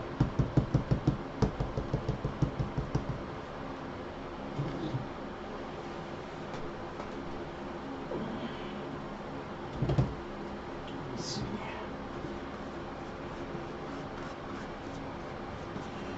Never a point when I can't use more just general raw pumpkins in my patch.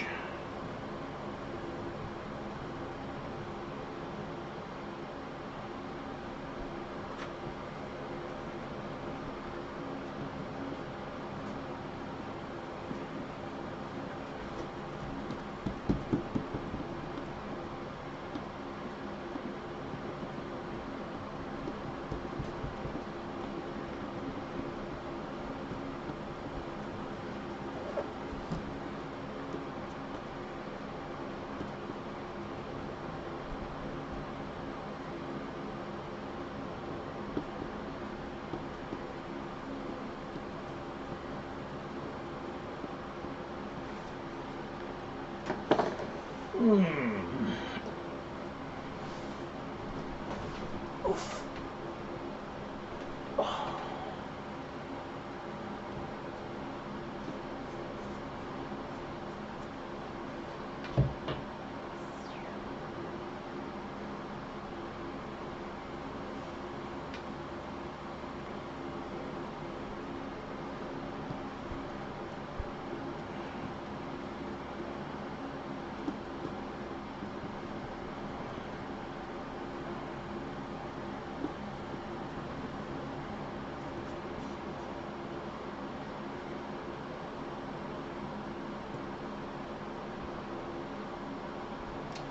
Assuming you don't get, you know, a 10-cent beach ball from Wish, it's infinite. As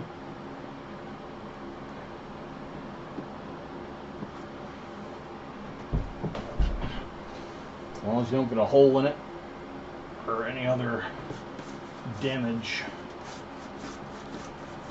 it'll stay good. I've never had to throw a beach ball out yet.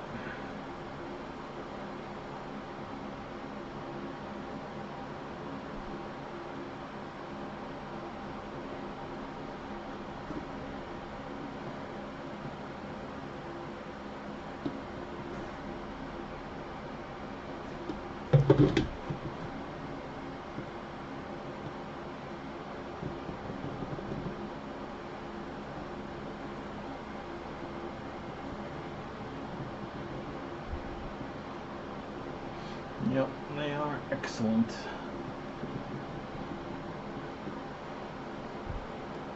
Absolutely excellent. And of course they come in all crazy sizes too. I believe the ones that I am using are 20-inch beach balls. Their means of measuring their size is all stupid too. It's something like internal diameter when inflated. If you go 16, 18, 20-inch, you're in very good shape. And you can even get tiny little 6-inch beach balls, which I have done before for mini pumpkins. Those work exceedingly well.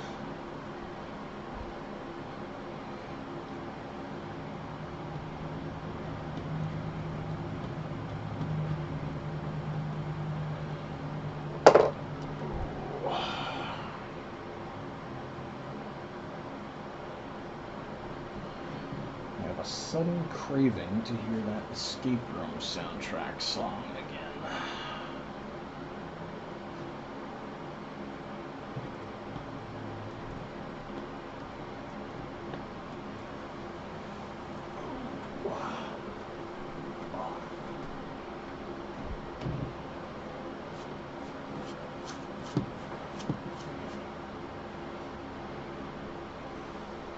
Whoa.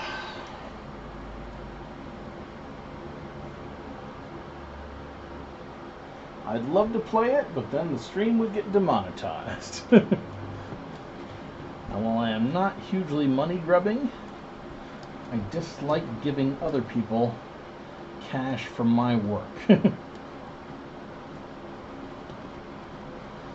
is the Escape Room soundtrack by Brian Tyler with a remix by somebody called Mad Sonic, I think it is. And it's friggin' beautifully creepy, rocky, awesome. And I would love to play it right now. But YouTube is stupid!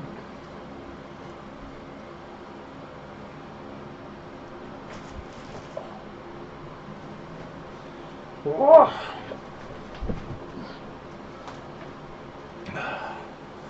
Well, the thing is that the streaming, I don't know if it is monetized, but my streams are recorded and then go onto my channel. And if somebody watches the stream, then I get monetization from that. And again, it's not that I'm exceptionally money grubbing, because I think all told I make like $100 a year from that sort of thing, which is just kind of a, oh, hey, isn't that nice? People watched it. But like I said, I don't like giving other people.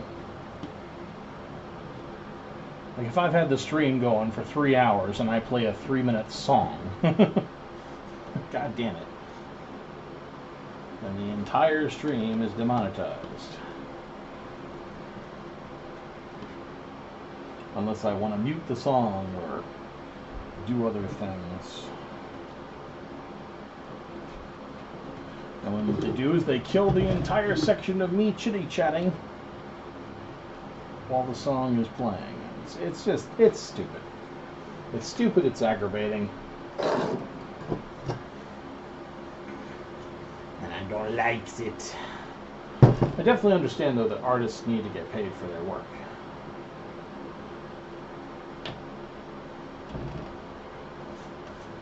But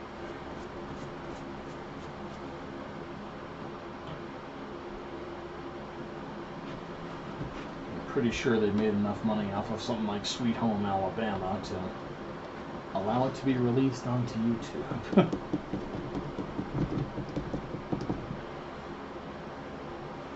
Of course, we can pretty much thank Disney for killing the laws that made things go into the public domain in a timely fashion.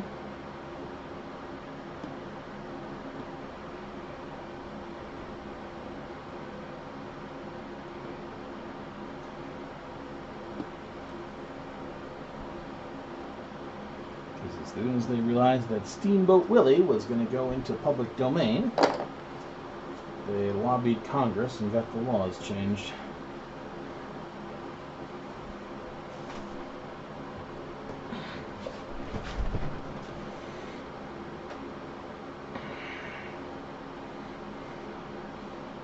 If only the law saw it that way. Not even the law. It's honestly, it's the YouTube algorithms and all the sites that police YouTube continually.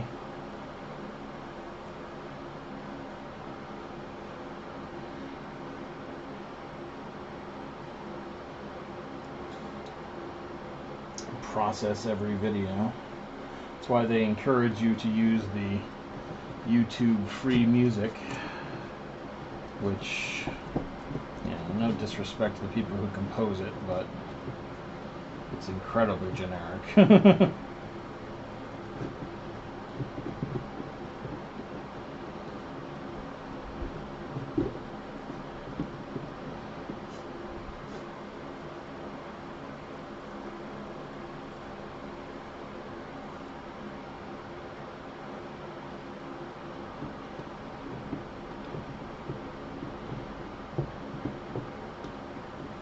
Oof, pardon.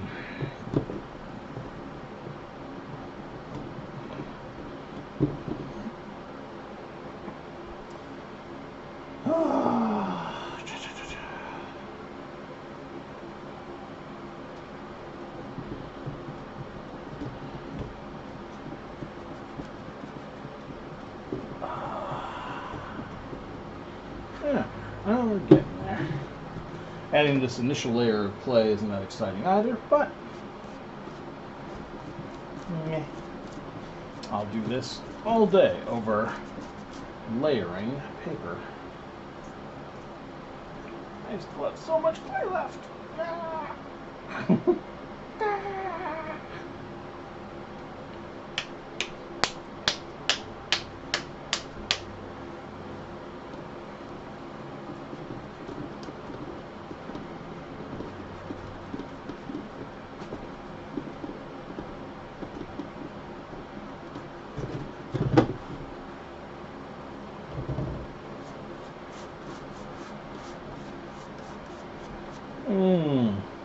I'm not on Patreon, no.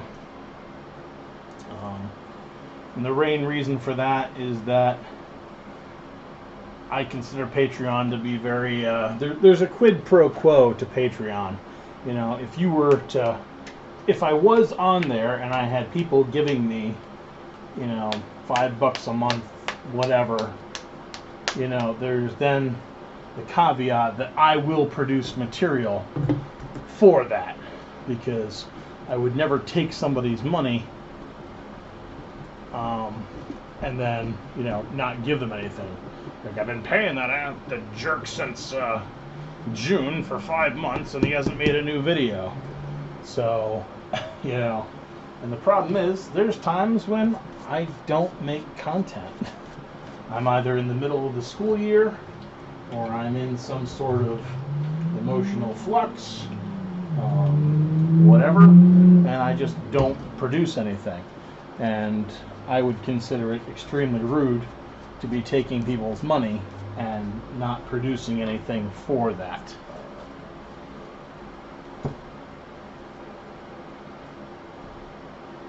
So that's why I am not on Patreon. Because this is my hobby. This is not a job.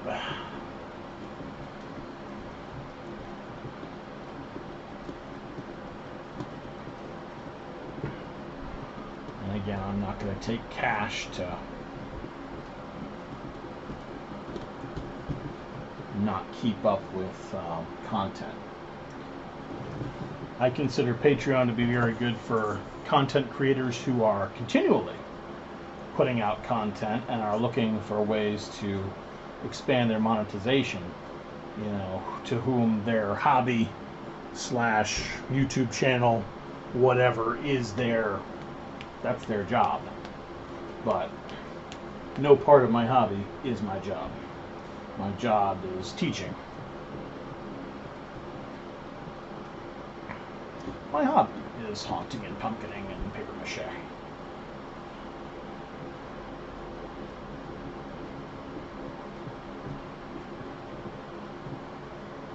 Now, mind you, if I ever thought that my hobby could become significantly more profitable than my job, I might consider changing up. But I don't believe that is possible. You know, if I had like 2 million subscribers or something like that, you run the math on those numbers. That's not so bad. But yeah. No, I'm not taking away people's money for content that I may or that I would be producing based on my mood. That's not fair to them. That's why I usually have, if anything, my little tip jar link on there that goes to the little, what is it, paypal.me. So if people want to put a tip in the jar, that's fine. That's for the thing I'm delivering right there, that moment. That's not a promise of future videos. That's just a, if you feel like it, whatever. No pressure.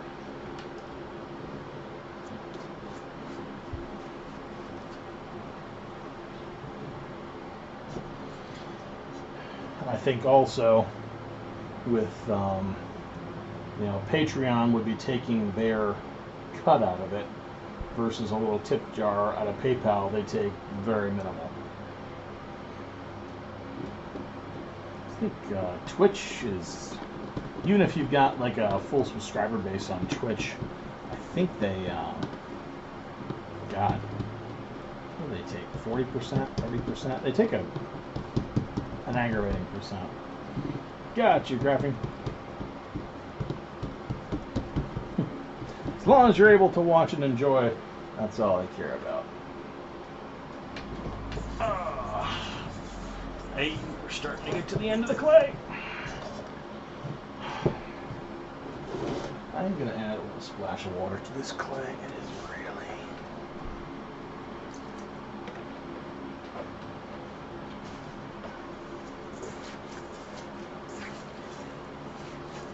I don't really like water wet clay, but nor do I like clay that is crumbly dry.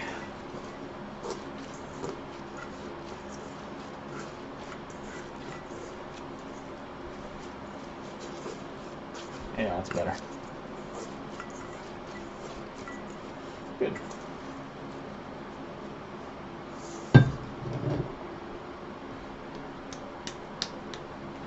Nice, that works. Ah, it's much better. Beautiful. Beautiful, beautiful, beautiful. And then we'll give the whole thing a slathering of sauce. And we'll let it dry overnight.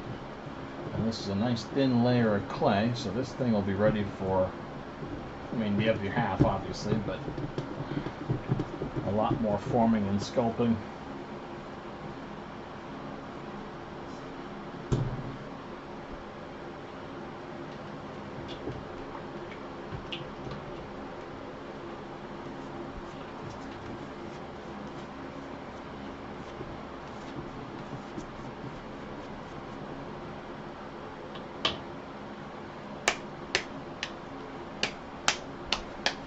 I think this guy's going to be a lot of fun.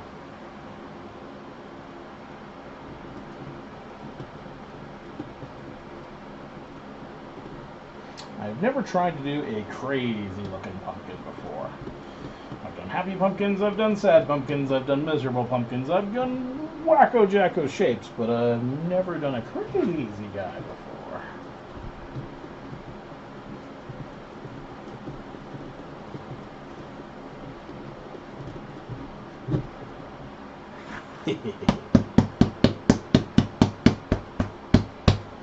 Going nowhere. Still got big handfuls of clay to make part of this thing. At least 3 big handfuls. Minimum 3 big handfuls of clay. Yeah.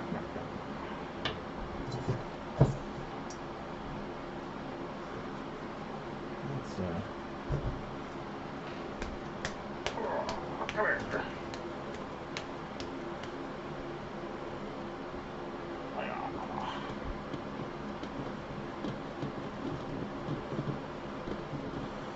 Oh God, I love this stuff.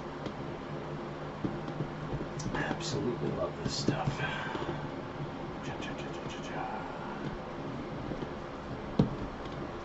Hey Stevenson, how we doing?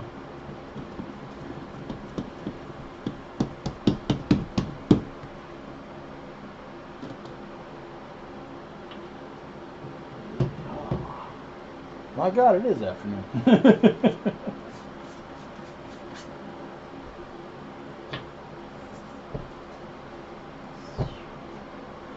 I lost track of time. Ooh.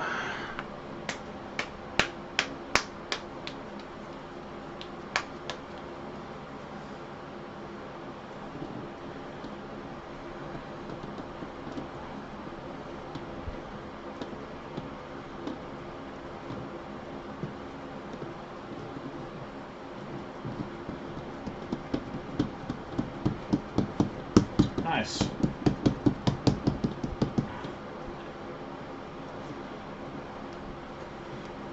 Oh, I got a little bit left here. I'll finish this up and then we'll probably... Yeah, that big one's almost dry again. Let's get this on rotate.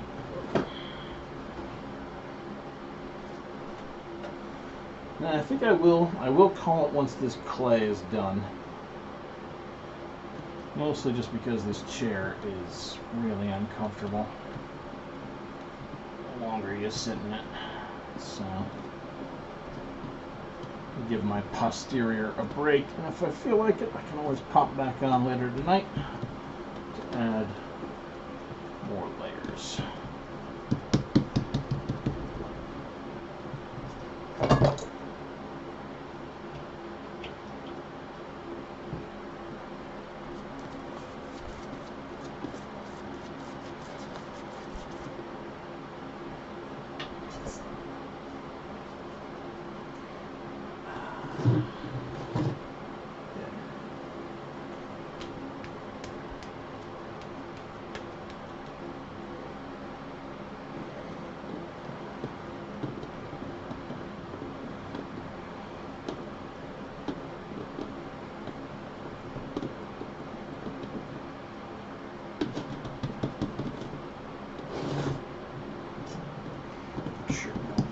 Face. See what I'm up to this afternoon. I downloaded a few creepy movies to try to get me into the mood, as well as some old classics.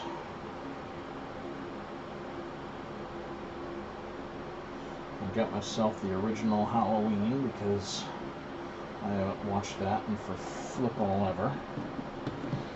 I got Halloween 3, Season of the Witch, because I don't like long repeated serial killer blasts. I probably ought to watch The Fog again.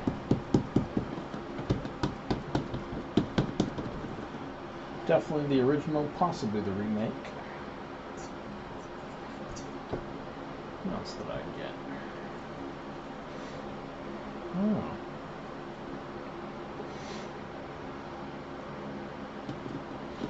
rest slipped my mind for the moment. I went online to went to one of those, what are the 70 best Halloween movies, and downloaded a bunch that I didn't already have.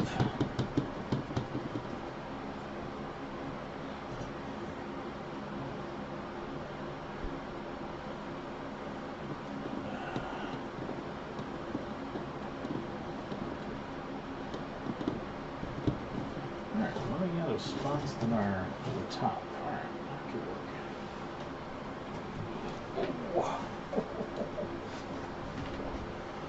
Oh, comfy chair on Wednesday, comfy chair on Wednesday.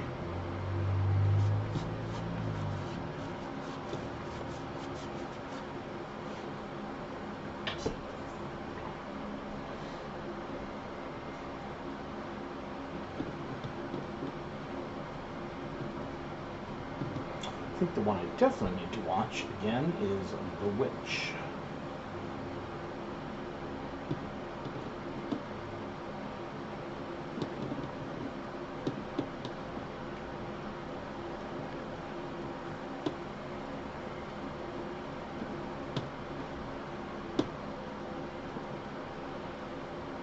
First time I watched it, I didn't get enough out of it to truly enjoy it. And this time, I think I'll have a much better time with it. Oh God, that's the Phantasm series, I believe.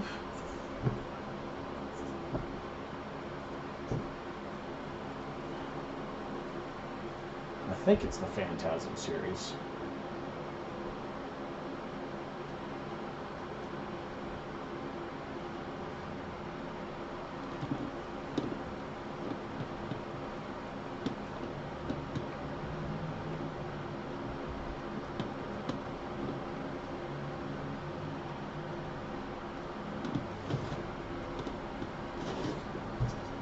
Oh, we're just about out. Grab the last crumbs here.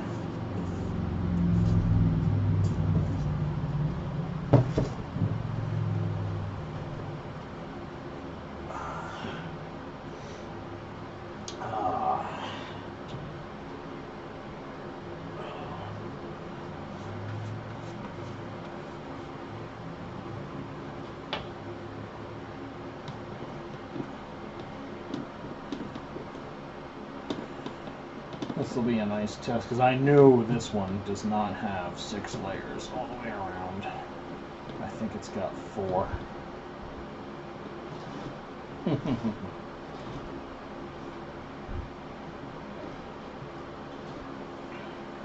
Yep, definitely a charmingly schlocky 80s style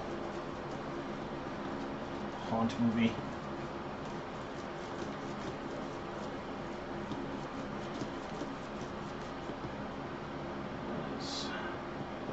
Not smoothing as well as I'd hoped.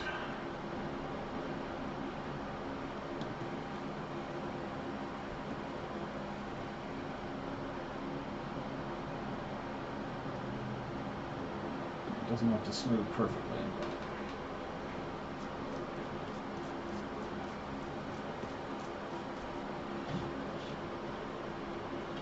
but some areas it really needs to do a good job.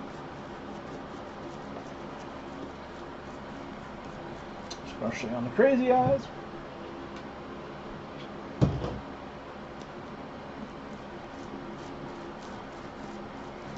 And also some of this clay has been out and subject to the fan for a while.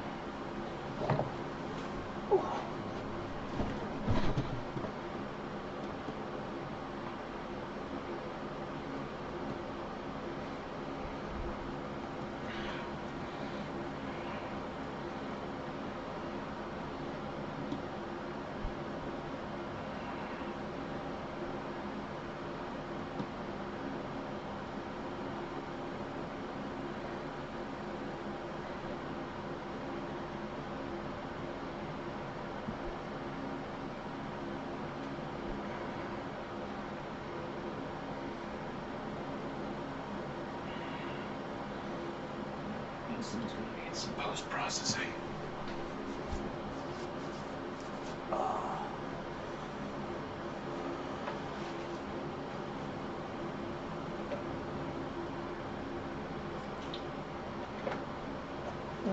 A tiny bit too much, but that's okay. Some stuff on the side here that can be swathed down.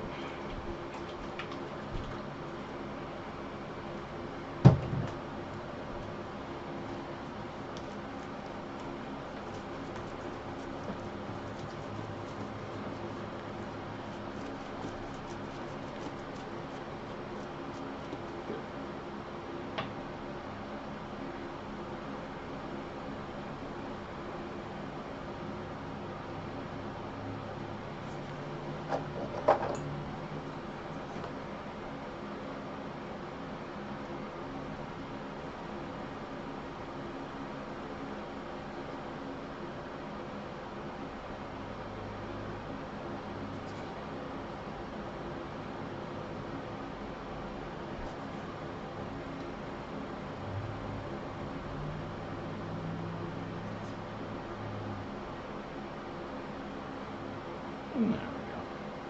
Close enough.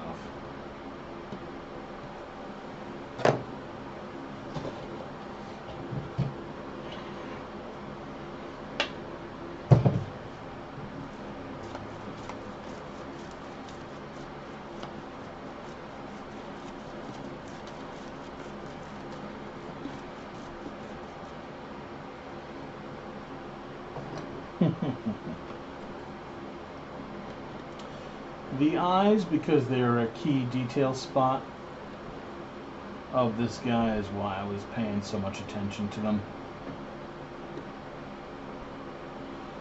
Because if I have to go back over it later, I would prefer it not be a pain in the arse.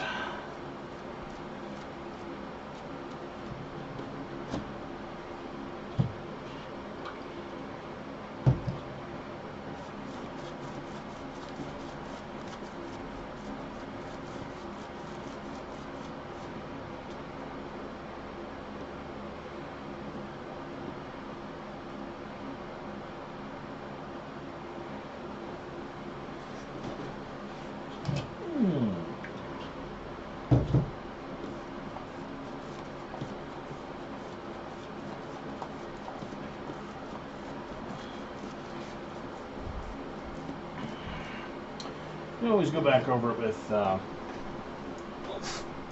clay that has been put into gaps, but if I can save myself the effort now, why not?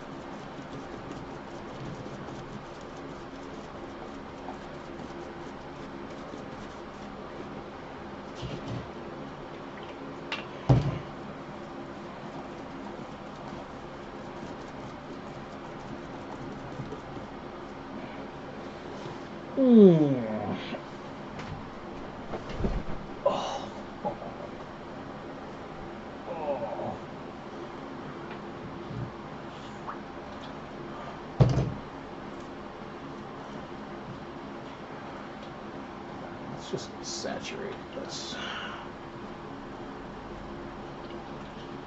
I'll worry about smoothing. A second or three to soak.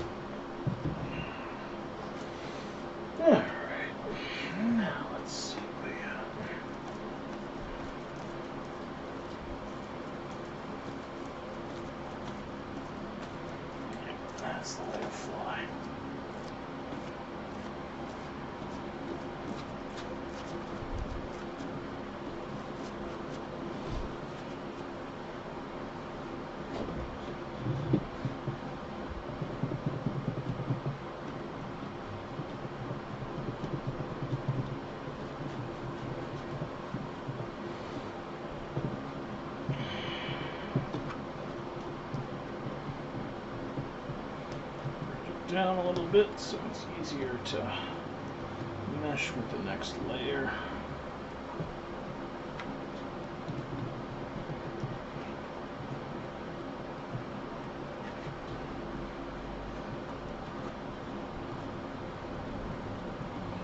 Cool.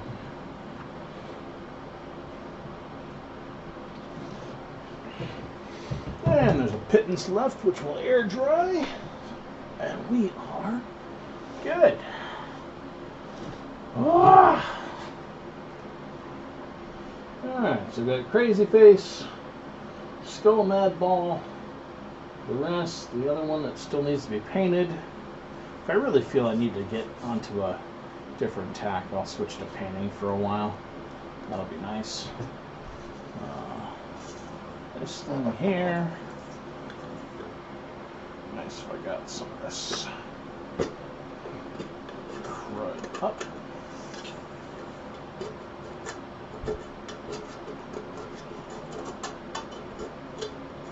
Can't cake too bad.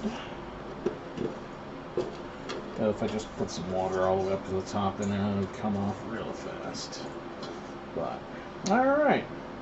Otherwise, gang, I am out of clay for the day. Well, not for the day, but for now. And so I am going to take a break and move to a chair that is comfy for a while.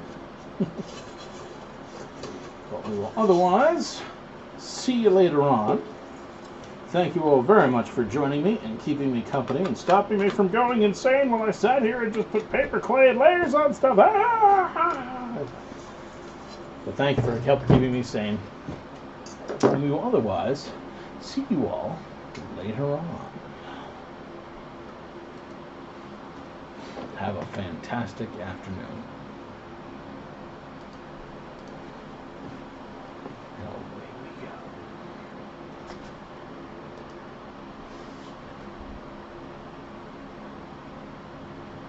That's where